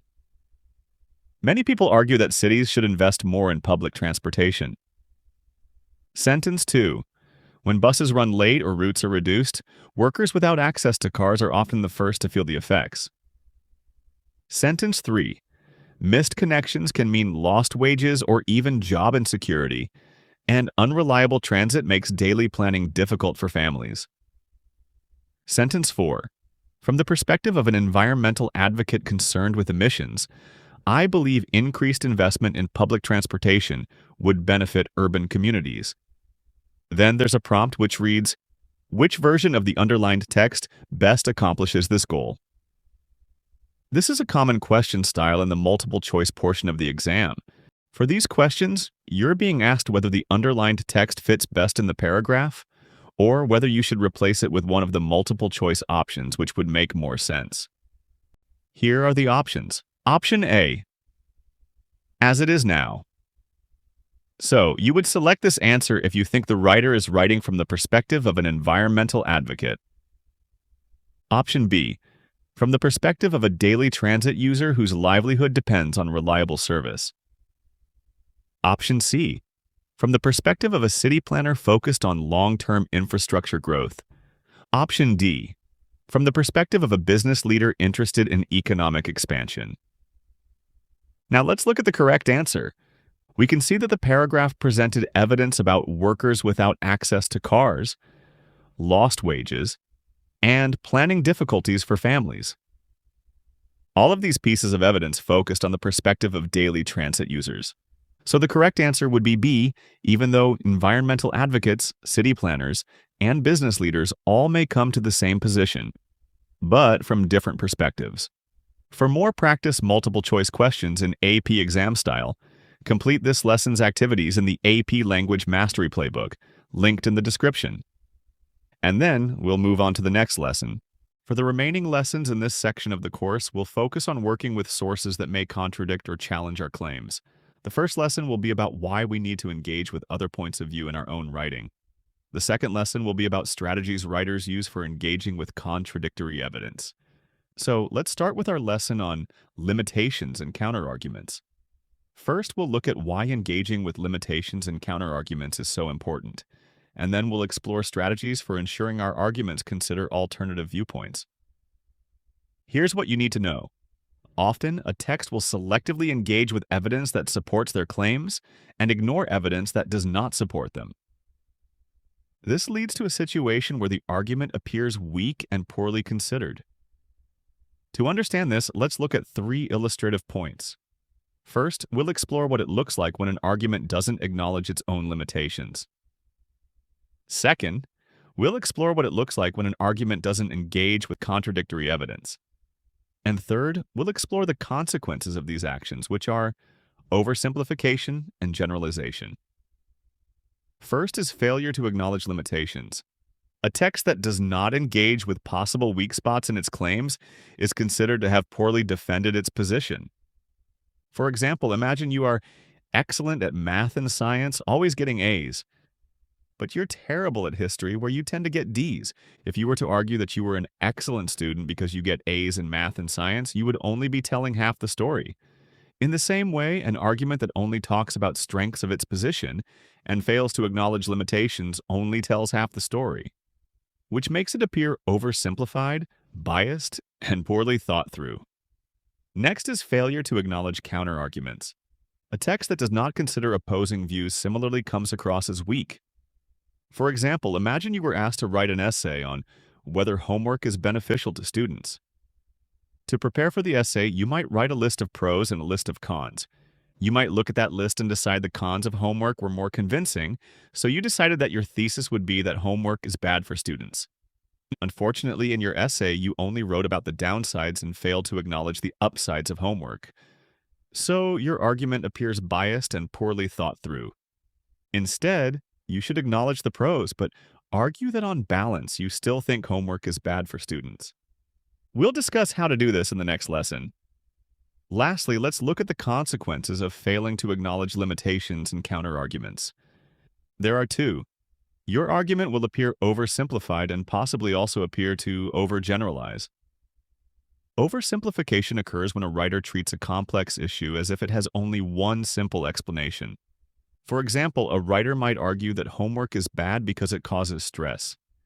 This ignores other factors such as how much homework students get, what subject it is, or how old the students are. By leaving out these details, the argument feels too simple and incomplete. Generalization occurs when a writer makes a broad claim based only on limited evidence. For example, a writer might say that all students hate homework because some students say it is stressful. This is a generalization because they have assumed all students feel the same way as the few they've spoken to. When writers generalize, their claims are easier to question and less convincing. Now, let's move on to the second half of this lesson, which presents several strategies that can help writers to avoid oversimplification and generalization. These are hedging, modifying, and revising a thesis statement. Hedging refers to being cautious about the claims we make. People who hedge their writing avoid expressing claims, reasoning, and evidence in absolute terms like always or definitely. Instead, they acknowledge potential limitations and exceptions. For example, this argument expresses a claim in absolute terms. It reads, "Homework always improves student performance." It's hard to prove that this happens 100% of the time. Instead, a writer could write, "Homework can improve student performance in some situations." This has the benefit of making the claim appear more careful and realistic. Modifying is a very similar concept, which refers to limiting the scope of a claim. For example, instead of saying that homework improves student performance, a writer could write, "Homework improves student performance in upper grade math classes." This has the benefit of narrowing the claim so it does not apply too broadly. In turn, this makes it easier to support with evidence. For AP language, you also need to know that modifiers should be placed close to the word or clause they describe. This ensures the meaning is clear. When a modifier is too far away, the sentence can sound confusing or misleading. For example, in the previous statement, we see that the modifier text that reads "in upper grade math classes" modifies the claim that homework improves student performance. They're side by side, which makes sense. If the writer were to use a sentence such as this second one, the modifier becomes too far away from the claim it is modifying, which may cause confusion. I'll read the sentence out loud and hopefully you can hear that it sounds awkward. It reads, "Homework improves student performance because it helps students to reinforce knowledge and learn more thoroughly prior to exams in upper grade math classes." Overall, the key idea is that writers should place the modifier next to the word or clause it is modifying. Finally, we need to consider situations where you may need to revise a thesis statement based upon the evidence and counterarguments that you encounter. For example, imagine a writer's first draft contained the thesis statement, "Social media is harmful to all teenagers." Then imagine that the writer came across evidence that clearly demonstrated that some teenagers use social media to build friendships and access support communities. In this situation, a writer may need to modify their thesis statement to "excessive social media use can be harmful to some teenagers." Here you can see hedging terms like "can be" and "some" have been used to revise the thesis statement based on new evidence that the writer found. Okay, so now you know about the importance of addressing limitations and counterarguments, rather than ignoring them, in order to formulate a strong argument. In the next lesson, we'll look at how to write about evidence that contradicts your thesis.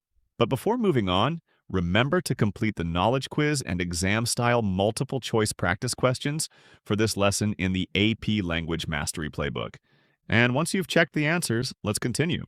The final lesson for this section of the course is on working with contradictory evidence. First, we'll explore the direction of evidence. This means that evidence you come across will either support, complement, or contradict a writer's thesis. Then we'll explore 3 ways writers can deal with contradictory evidence. When writers come across evidence that contradicts their thesis, they can either refute it, rebut it, or concede the point. Okay, let's start with the direction of evidence. The first possible direction is evidence that supports a thesis. This refers to evidence that directly proves the writer's claim. For example, if a writer's thesis is that school uniforms improve classroom behavior, evidence showing that behavior-related classroom disruptions decreased by 15% after uniforms were introduced would directly support the thesis. It draws a direct link between the use of school uniforms and improved behavior in class. Next is evidence that complements a thesis. This refers to evidence that helps explain or describe the issue, but does not prove the claim itself. For example, if a writer argues that school uniforms improve student focus, evidence explaining how uniforms reduce clothing choices and daily decision-making would complement the thesis without proving that focus actually improves. Next is evidence that contradicts a thesis. This refers to evidence that challenges or goes against the writer's claim. For example, if a writer claims that school uniforms improve student focus, but there is a scientific study showing no measurable difference in focus between uniform and non-uniform schools, then this evidence would contradict the thesis. Now let's zoom in on dealing with evidence that contradicts a thesis. 3 ways to handle this that you need to know for AP language are refuting, rebutting, and conceding. Refuting refers to demonstrating, with evidence, that a competing claim is incorrect. To use our previous example, a writer's claim may be that school uniforms improve student focus, but a study shows that one classroom that introduced uniforms showed no improvement in student focus. The writer refutes it by arguing that the study is invalid because it doesn't measure focus properly and only looked at one classroom, which is not sufficient for making a broad claim about all students. Here, the writer is trying to show that the opposing evidence is not valid. Rebutting is similar, but occurs when a writer accepts opposing evidence and then explains why it does not weaken the original claim. For example, a writer may argue that social media harms teen mental health, while critics cite studies showing many teens report feeling socially connected online. Rather than denying this evidence, the writer rebuts it by arguing that it is still true that social media is also shown to increase teen anxiety. Here, the writer accepts the opposing evidence but offers a contrasting perspective. Conceding refers to accepting that all or a portion of a competing claim is correct. In this instance, the writer may do one of 3 things. First, they may agree that the competing position or claim is correct. For example, a writer's claim may be that school uniforms improve student focus, but they find evidence that many students report no change in focus. The writer concedes by acknowledging that uniforms do not improve focus for all students. Second, they may agree it is correct, but only under a different set of circumstances. For example, a writer's claim may be that school uniforms improve student focus, but they find evidence that older students are not affected by uniforms. The writer concedes by arguing that uniforms may improve focus in younger grades, but not in high school.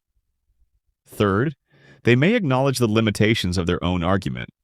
For example, a writer who originally argued that school uniforms improve student focus might come across research showing that the evidence is inconclusive, so they acknowledge that more research is needed to fully confirm their thesis. That brings us to the end of the biggest section of this course, but we've still got 2 more sections to complete. If you're following along with the 3-hour AP Language Mastery Playbook that's linked in the description, make sure you've completed the knowledge quiz and exam-style multiple-choice practice questions for this section before moving on. And then, let's dive right into our next big idea. The third big idea in the AP Language course is all about how writers organize their texts so they are coherent and persuasive. In the first lesson, I'll introduce you to the concept of a line of reasoning. First, we'll define the term, then explain its purpose, and then compare 2 different types that you may come across in the exam. Let's start with a definition of line of reasoning. It can be defined as the logical sequence of ideas in a text that connects evidence and explanations to a central claim. For example, a writer might argue that schools should start later, provide research about student sleep, and then explain how that research proves their point. This is the writer's line of reasoning. Now let's look at the 2 purposes of a line of reasoning that you're expected to know for AP language. These are connecting evidence to a claim and explaining the significance and relevance of evidence. So, first, a line of reasoning is supposed to connect evidence to a claim. Here, the question the reader of a text needs to be able to answer is, how does the evidence support the claim? For example, a claim might be, schools should start later because it will help student learning. And the evidence might be, Studies show that teenagers who start school later get more sleep. The line of reasoning that connects the evidence to the claim might be, if students get more sleep, they will be more rested and ready to learn. A line of reasoning should also explain the significance and relevance of evidence. Here, the question the reader needs to be able to answer is, why should I care about this evidence? Let's build this into the line of reasoning from the previous example. We've already made a claim, used evidence, and connected the evidence to the claim. Let's write an additional sentence that explains the significance and relevance of the evidence. We want to show why people should care about the point, so we might write, this matters because better sleep can lead to higher grades, improved mental health, and safer school environments. Next, let's look at two ways a text may contain a line of reasoning. Claim first and claim last. A claim first line of reasoning occurs when a writer expresses a claim and then attempts to justify it. Take the paragraph we examined previously. You can see that the claim comes first. The remainder of the paragraph attempts to justify the claim with evidence and commentary. By contrast, a claim last line of reasoning occurs when a writer leads readers through the line of reasoning, then arrives at a claim at the very end. For example, this paragraph on screen engages in the same claim and evidence as the previous example. However, the claim is placed at the end.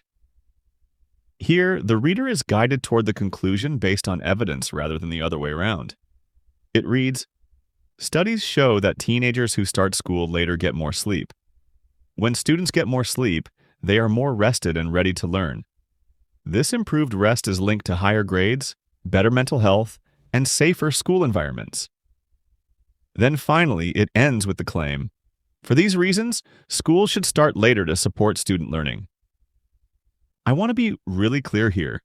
For your own essays and the free response question of the exam, it is recommended that you follow a claim-first line of reasoning, as it's the expected academic style for essay writing. However, in the multiple choice section, you may be asked to engage with texts that have claim-last lines of reasoning.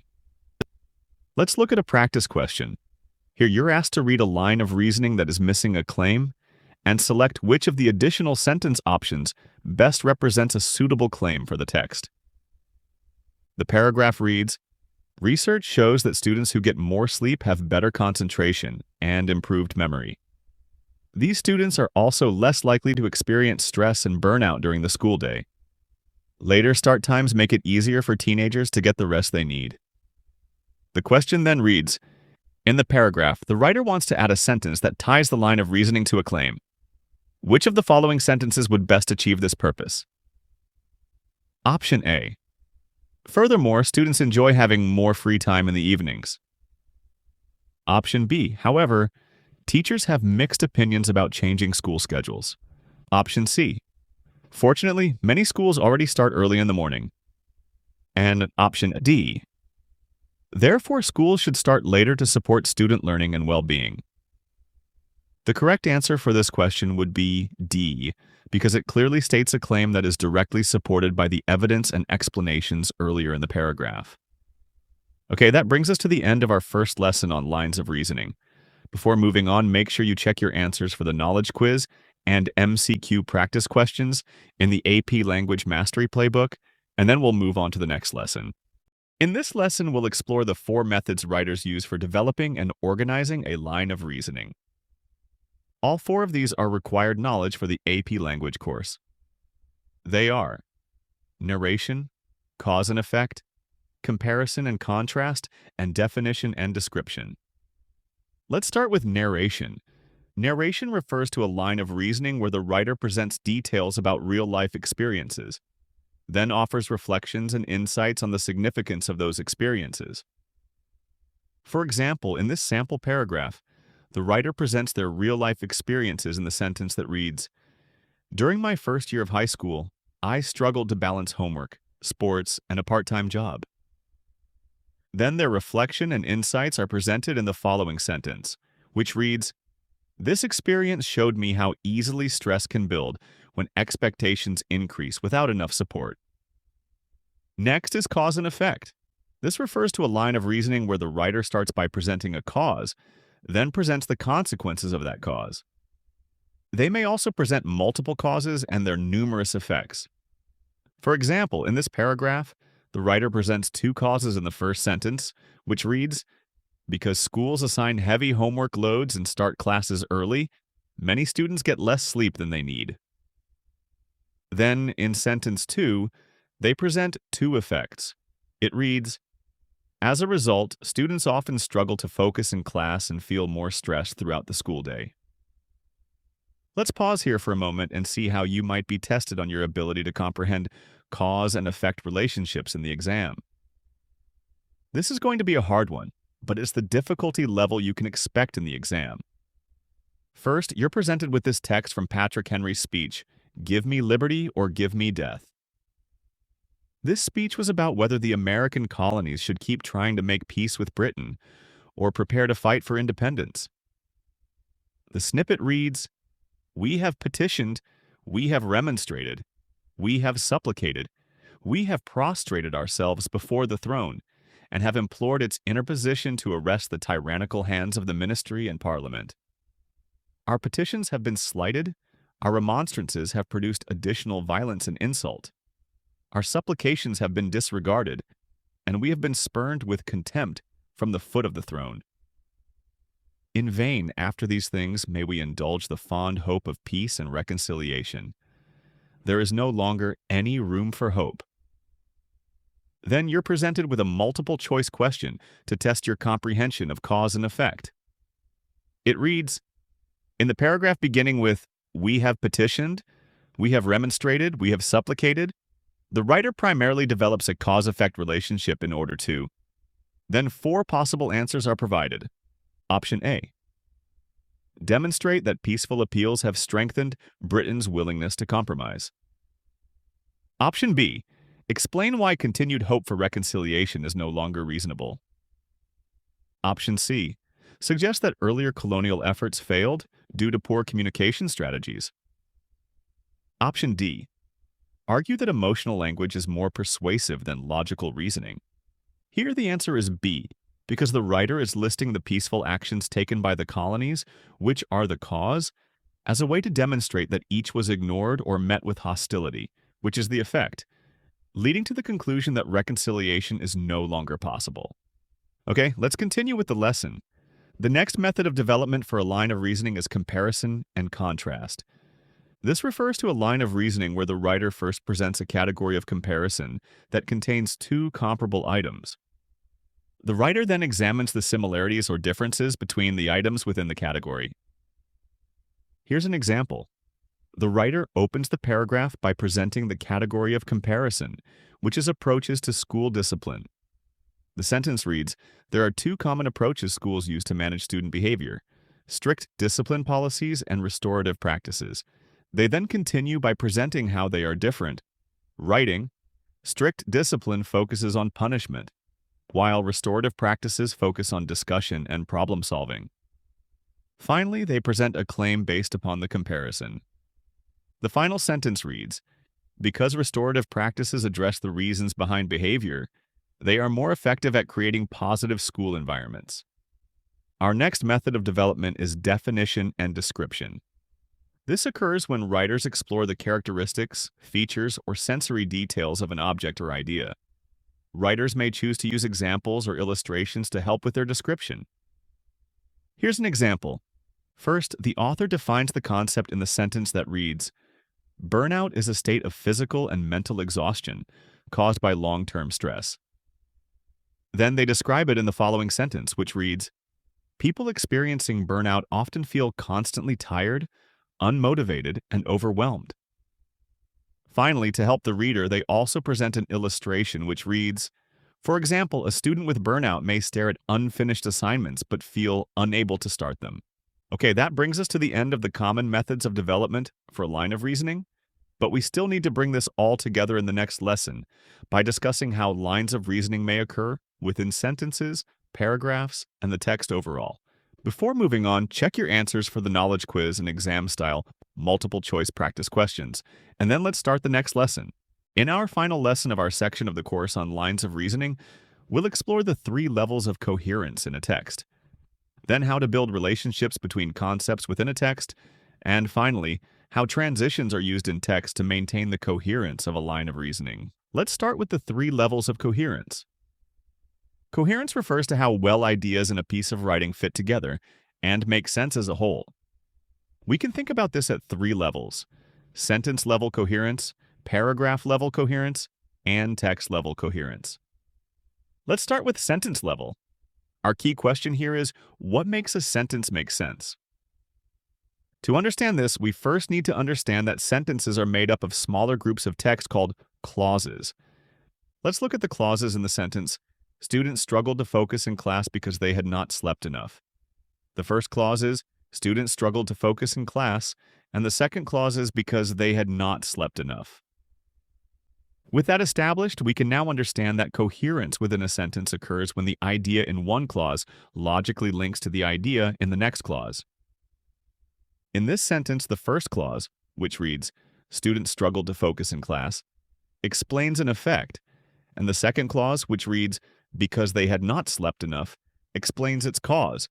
So the sentence makes sense because the second clause logically explains something about the first clause. We'll talk more about sentences and clauses later in this video, but for the focus of this lesson, let's move on to how coherence is achieved at the paragraph level.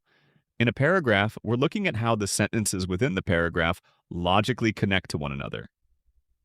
For example, body paragraphs of a text tend to have sentences that make claims, support the paragraph's claim with evidence, and provide commentary that explains how the paragraph contributes to the reasoning of the overall argument.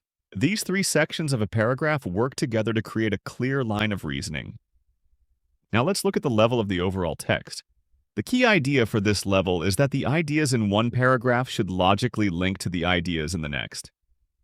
For example, imagine we have 3 unsorted paragraphs about the effects of sleep deprivation on learning, solutions schools could implement to address the problem, and the causes of student sleep deprivation.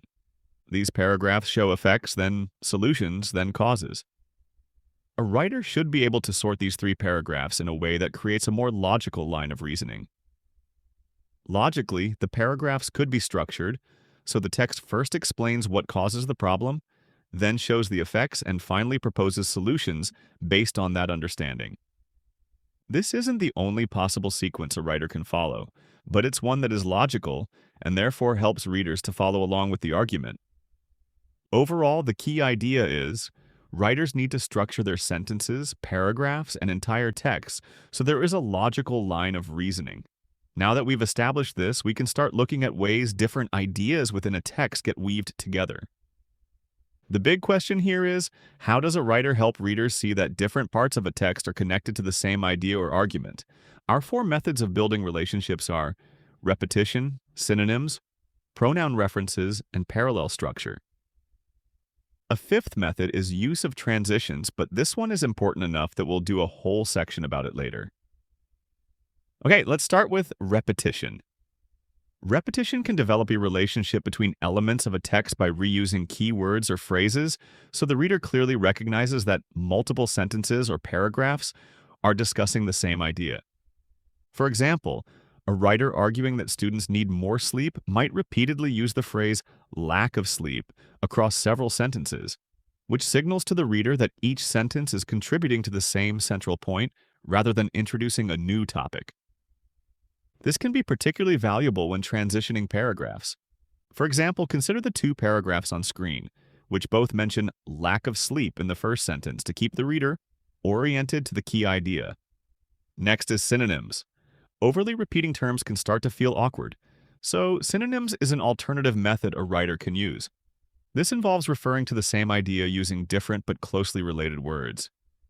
This helps to keep the reader focused on one central concept, but avoids excessive repetition.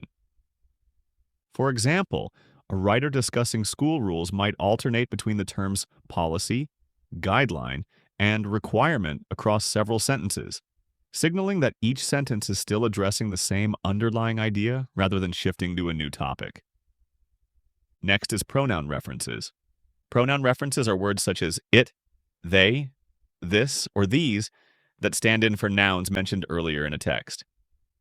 Pronouns are used to point back to an item previously mentioned without having to repeatedly name it. For example, a writer might state, Many students struggle with late school start times. They then start the next sentence with the pronoun this to show that the second sentence is referring back to the idea in the first sentence. The second sentence reads, "This creates ongoing challenges for both learning and focus." Next is parallel structure. This refers to using the same grammatical form across related words or phrases, creating balance and rhythm in the text. For example, in a single sentence, a writer might argue, "Students need time to rest, time to study, and time to recover from stress."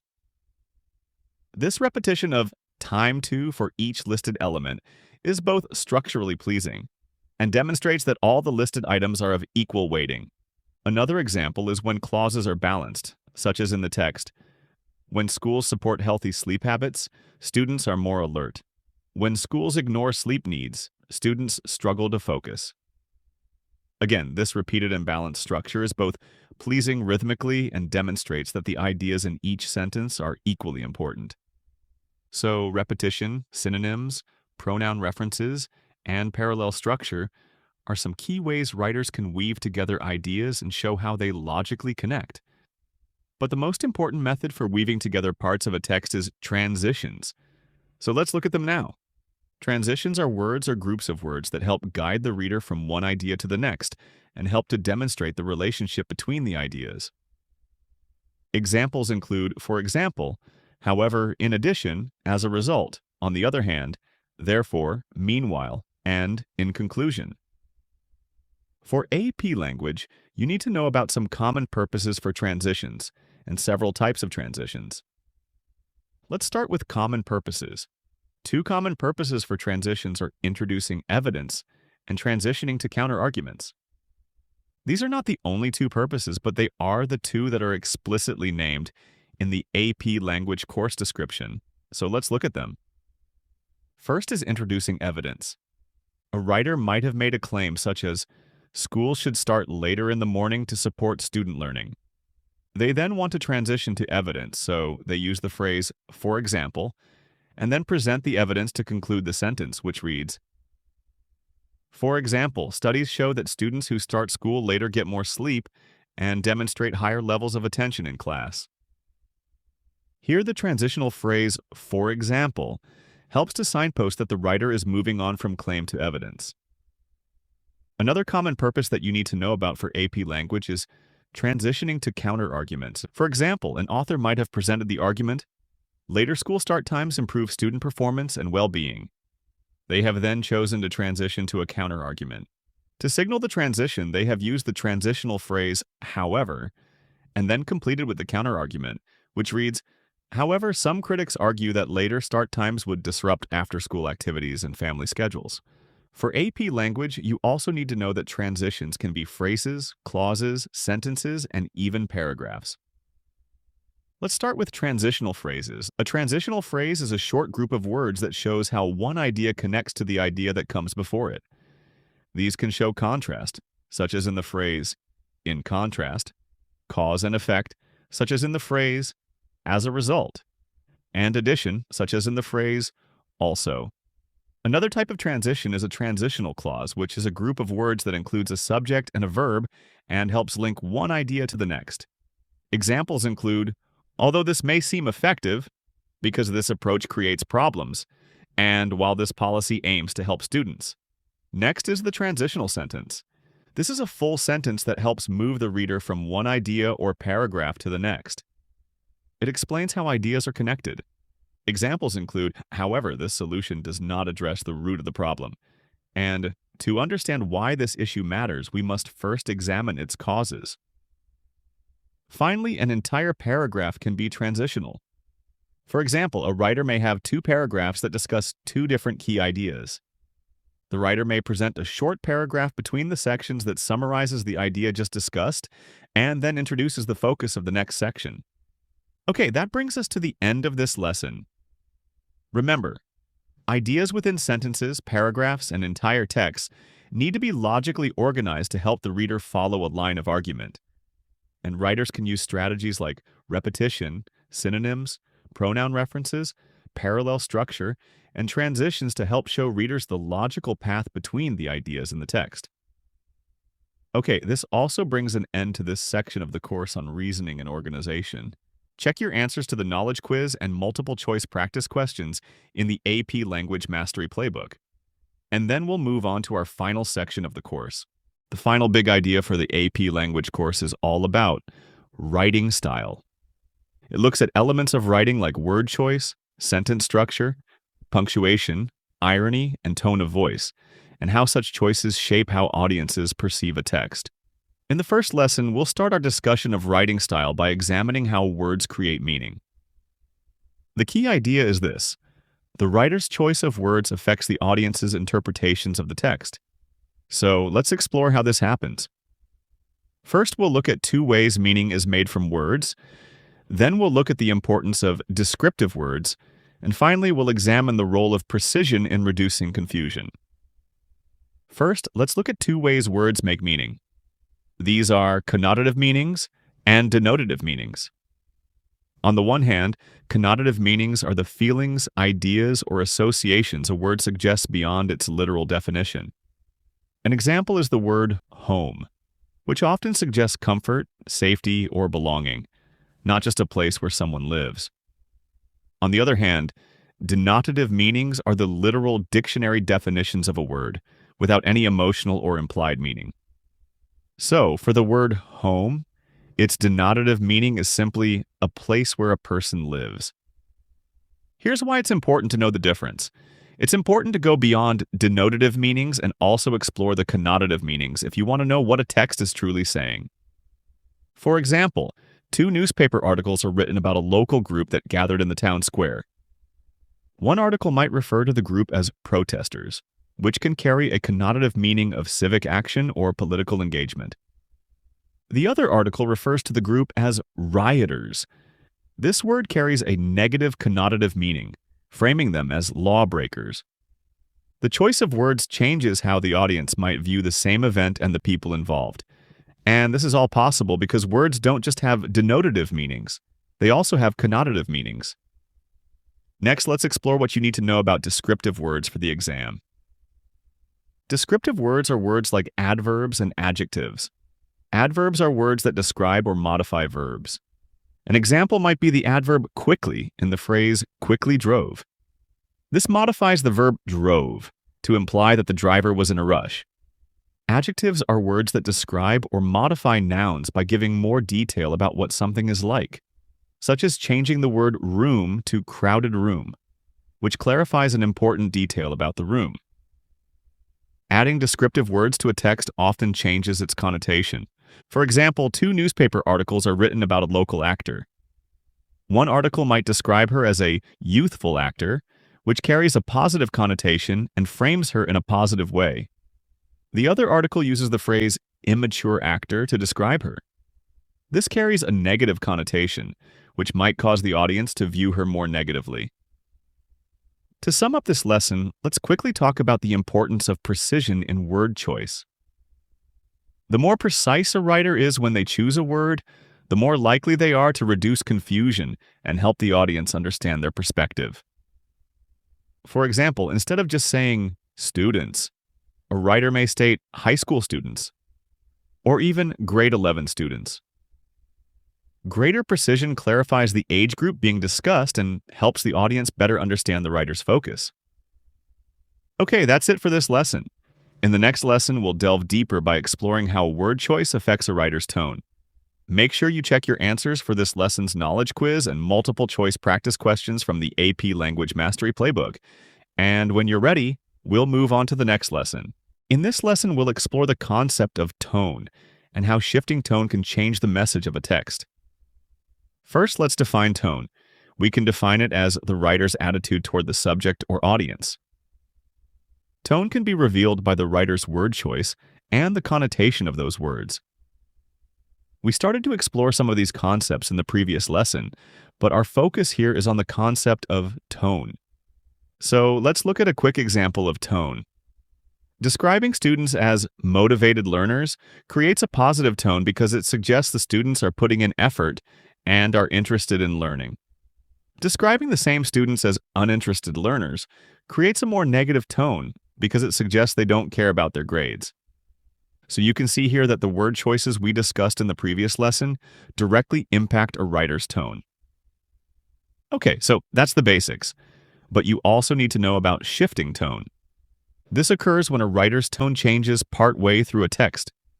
For example, a writer may begin with an upbeat, motivated tone, but as the text proceeds, their tone may become frustrated and despondent. When a writer's tone shifts, it may suggest that the writer's perspective on a subject is evolving.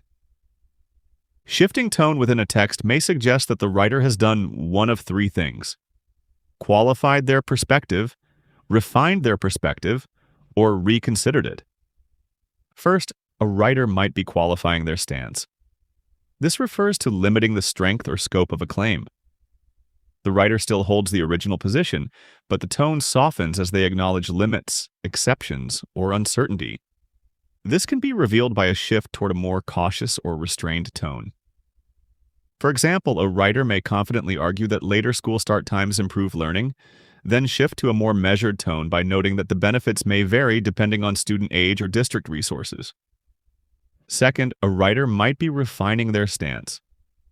This refers to sharpening their claim to become more precise. This can be revealed by a shift toward more precision and analytical language. For example, a writer may state that technology distracts students, then shift to a more analytical tone by specifying that constant phone notifications during class are the primary source of distraction. Third, a writer may be reconsidering their stance.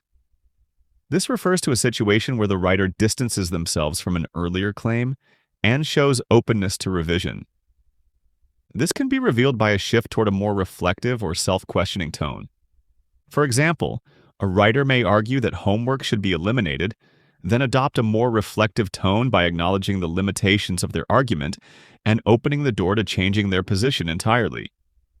So, overall, a writer's tone might reveal qualification when they start to soften their tone, refinement when they start to sharpen their tone, and reconsideration when they start to reflect and question themselves. So, in this lesson, we learned that we can pick up a lot about a writer's perspective, not only by looking at what they write, but the tone in which they write it. We need to consider their connotations and word choice and shifting tone throughout a piece to get a deep understanding of the writer's thought processes and perspectives. Okay, before moving on, make sure you check your answers to the knowledge quiz and multiple choice practice questions in the AP Language Mastery Playbook, and then let's dive into the next lesson. This third lesson in the style section of this AP Language course review video is all about sentences and clauses. Our key idea in this lesson is this: how can a writer's choice of clauses and sentences reveal insights into their writing style and perspective? First, we'll briefly define our two terms, sentences and clauses. Then we'll look at the concepts of subordination and coordination, which reveal how ideas within a sentence or clause are supposed to be interpreted. And then we'll examine how the arrangement of sentences in a paragraph reveal a writer's emphasis. Okay, let's begin with some simple definitions of our terms, clause and sentence. A clause is defined as a group of words that contains a subject and a verb. Two types of clauses are independent clauses and dependent clauses. An independent clause is a clause that expresses a complete thought and can stand alone as a sentence. For example, this is an independent clause. Students completed the assignment. A dependent clause is a clause that contains a subject and a verb but does not express a complete thought. Consider this dependent clause. It reads, "Because students completed the assignment." This is dependent because the word "because" leaves the reader waiting for more information. This text alone cannot stand as a complete sentence. This all comes together when we define a sentence. A sentence is defined as a group of words that expresses a complete thought and contains at least one independent clause. For example, a full sentence containing one independent clause is, "The class ended early." This clause completes a full thought, making it a sentence. A full sentence containing two independent clauses is, "The class ended early and the students left the room." Both the clause "the class ended early" and the clause "the students left the room" are independent on their own. and a full sentence containing an independent and a dependent clauses. Students left the room when the class ended early. In this sentence, students left the room is the independent clause, while when the class ended early is the dependent clause because the word when implies that the sentence cannot stand alone as a complete thought. You might have noticed that in the sentence with two independent clauses, that the coordinating conjunction and had the effect of connecting two independent clauses, while the subordinating conjunction when had the effect of making the second clause dependent on the first. If so, you stumbled upon the next key idea we need to cover for AP language: coordination versus subordination. Here's the key idea. Subordination happens when a sentence uses certain words to make one clause dependent and less important than the main clause. This can include words like since, while and after, who, which, that, where, when, and why, among many others. An example is, the policy increased efficiency, although it reduced worker protections. In this sentence, the key focus is on the policy's increase in efficiency. The word although in this sentence is a subordinating conjunction which subordinates the clause that reads, it reduced worker protections, and treats it as less important background information. Coordination refers to sentences that place both ideas as equally important. They use coordinating conjunctions. Coordinating conjunctions are remembered by the acronym fanboys, referring to the conjunctions for, and, nor, but, or, yet, and so. For example, in the sentence, the policy increased efficiency and reduced worker protections. Equality is established because it uses the coordinating conjunction and. Here's how you might need to apply these concepts in the exam. Take the following exam-style question. It presents a paragraph and then tests your knowledge of the purpose of a subordinate clause. The paragraph reads, school administrators often defend the new attendance policy by pointing to improved punctuality rates. Test scores have risen slightly and hallway disruptions have decreased. Although several students reported increased stress and anxiety, the administration described the policy as a clear success. As a result, the policy remains in place despite ongoing student complaints. Then the question prompt is, at the end of the passage, the writer uses a subordinate clause beginning with although in order to. And then the four options are: Option A. Emphasize that student stress is the most significant outcome of the policy. Option B. Present student concerns as secondary to the policy's perceived benefits. Option C. Suggest that the policy should be reconsidered immediately. Option D. Show that the administration is unaware of student reactions. Here we can see that the clause about student concerns has been subordinated through the word although, making it secondary to the primary point, which was that the policy had many benefits. So the answer is B. Okay, so far in this lesson, we've looked at the arrangement of clauses within sentences, but we also need to cover how sentences are arranged within paragraphs. The location of a sentence in a paragraph, such as whether it's at the beginning, middle, or end, often signals how important that idea is meant to be. Sentences placed at the beginning of a paragraph often emphasize the writer's argument and shape the discussion to come. For example, in this paragraph, the first sentence presents a strong claim. It reads, school start times should be moved later because early mornings interfere with students' ability to learn. Sentences placed in the middle often function as explanation, evidence, or background information. Writers can also reduce the importance of an idea by placing it in the middle of the paragraph between stronger claims. For example, in this sample piece, a counterargument appears briefly in the middle of the paragraph. It reads, some critics argue that changing start times would disrupt after-school activities or family schedules. However, it is quickly followed by more confident or assertive statements, such as, but this concern is typically raised briefly and without strong evidence. This strategic placement of the counterargument in the messy middle of the paragraph makes it feel less significant, even if it is reasonable or valid. Sentences placed at the end of a paragraph often emphasize the key idea, reinforce the importance of the claim, or present a key takeaway. Readers naturally remember what they read last, so writers often place their key emphasis there. In this text, the final sentence emphasizes the key claim that it's important to adjust school schedules. It reads, "For these reasons, adjusting school schedules to better align with students' natural sleep patterns is a necessary step toward improving learning and overall well-being." Okay, that brings us to the end of this lesson on how a writer's style is revealed through clause, sentence, and paragraph structure. For more practice multiple choice questions, and to complete the knowledge quiz for this lesson, grab the AP Language Mastery Playbook from the link in the description. Once you've checked your answers, we'll move on to the next lesson. In this lesson, we'll look at how grammar and punctuation influence a writer's style. We'll start by discussing what grammar is. Then we'll look at the role of punctuation in style. And finally, we will look at some interesting design features of typed text that affect style. Let's start with grammar. Grammar is the set of rules that explain how words work together to form clear sentences. Writers rely on grammar to signal meaning to readers, especially through word order, verb tense, and subject-verb agreement. First is word order. This refers to the way words are arranged in a sentence to show who is doing what. In the sentence, "The coach praised the team after the game," the word order follows a familiar pattern: subject, verb, then object. This makes the sentence easy to process. In contrast, the sentence, "Praised after the game the team the coach," disrupts normal word order, which makes the sentence harder to understand. Next is verb tense. This shows when an action happens, such as in the past, present, or future. Consider this sentence. The students complete the assignment. Here, the verb complete shows that the action is happening now or regularly. Now, consider a change in verb tense, as with the following sentence.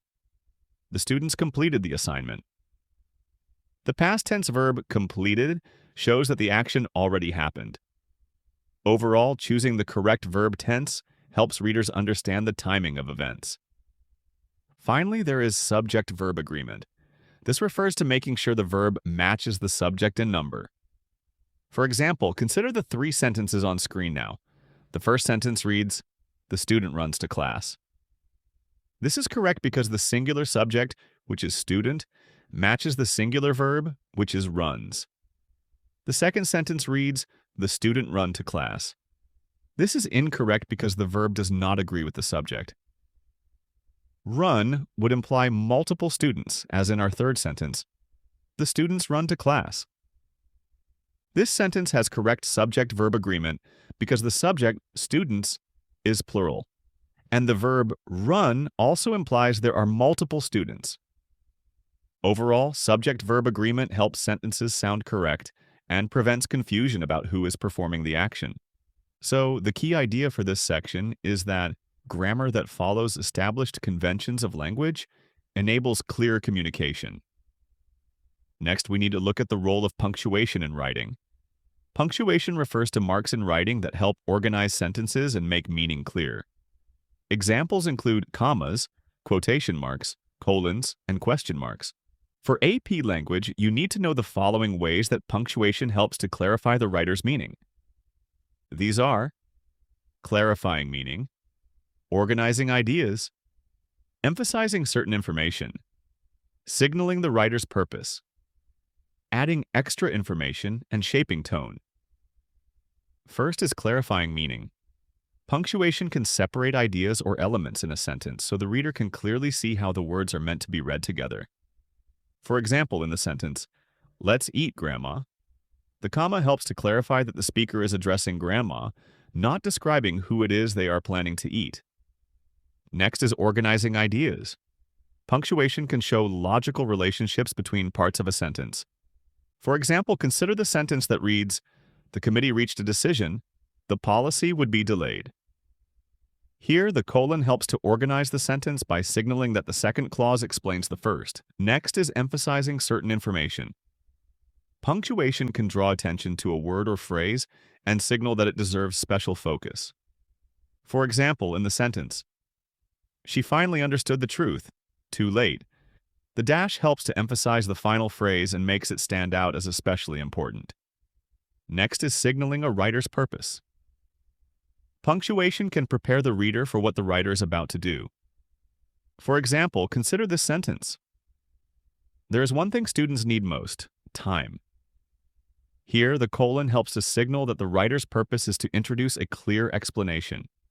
Next is adding extra or side information. Punctuation can insert details that support understanding, but are not essential to the main idea. For example, consider this sentence.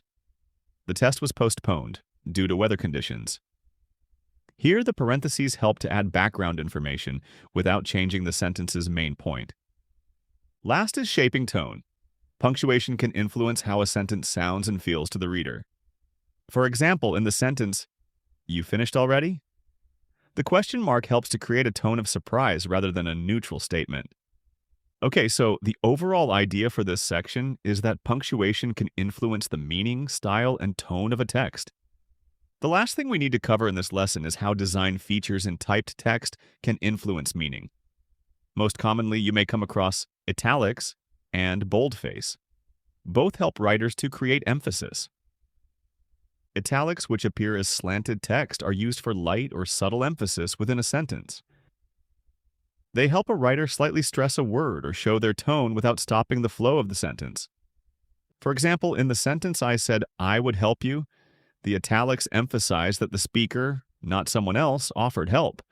Boldface, which appears as thick text, is used for strong or clear emphasis. It is meant to immediately catch the reader's attention and is often used for key ideas, instructions, or headings. For example, in the sentence, "You must submit your assignment by Friday," the boldface highlights the importance of the deadline. Okay, that brings us to the end of this lesson on grammar and punctuation. Check your answers for the knowledge quiz and multiple choice practice questions in the AP Language Mastery Playbook. And once you're done, we'll move on to the final lesson of this course review video. In this lesson, we'll wrap up our discussion of writing style by looking at some common types of writing styles and the concept of irony, which contributes to style. Let's start with common types of styles. To recap, we've already learned that a writer's style is the way their writing sounds and feels to a reader. It is created by the writer's word choice. Syntax, meaning how the writer puts words and sentences together. And conventions, meaning how they use punctuation, grammar, and formatting. Let's look at how these choices could create three types of styles: formal, humorous, and engaging. Formal style uses careful word choice, clear sentence structure, avoids slang and casual language, and is often used in school essays. For example, consider this sentence, which reads, "The evidence shows that the policy should be reviewed." This sentence presents a formal writing style because the language is precise and professional. In contrast to a formal style, a writer may employ a humorous style.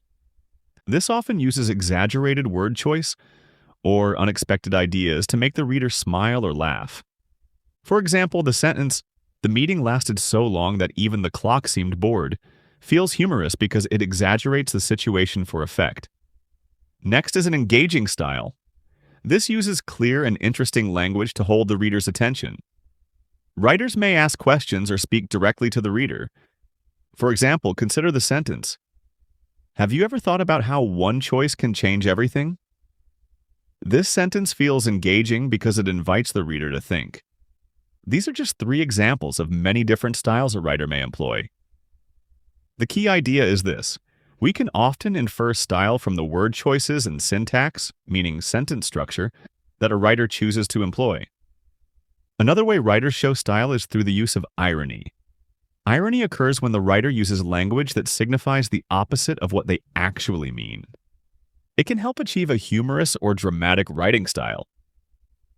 For example, imagine a car driving well over the speed limit ends up crashing as it goes around a corner. Describing the event, a writer writes, "It was a brilliant idea to ignore the speed limit sign." Here, the word brilliant sounds positive, but the situation is clearly negative. So, the contrast between what is expected and what is said creates irony. Okay, that wraps up our section of the course on style and also brings us to the very end of this review video. Congratulations on making it to the end. To further prepare for the exam, Make sure you complete the AP Language Mastery Playbook and do all the exam-style practice questions so you feel ready to tackle anything they throw at you on exam day. You can grab it through the link in the description. And finally, good luck.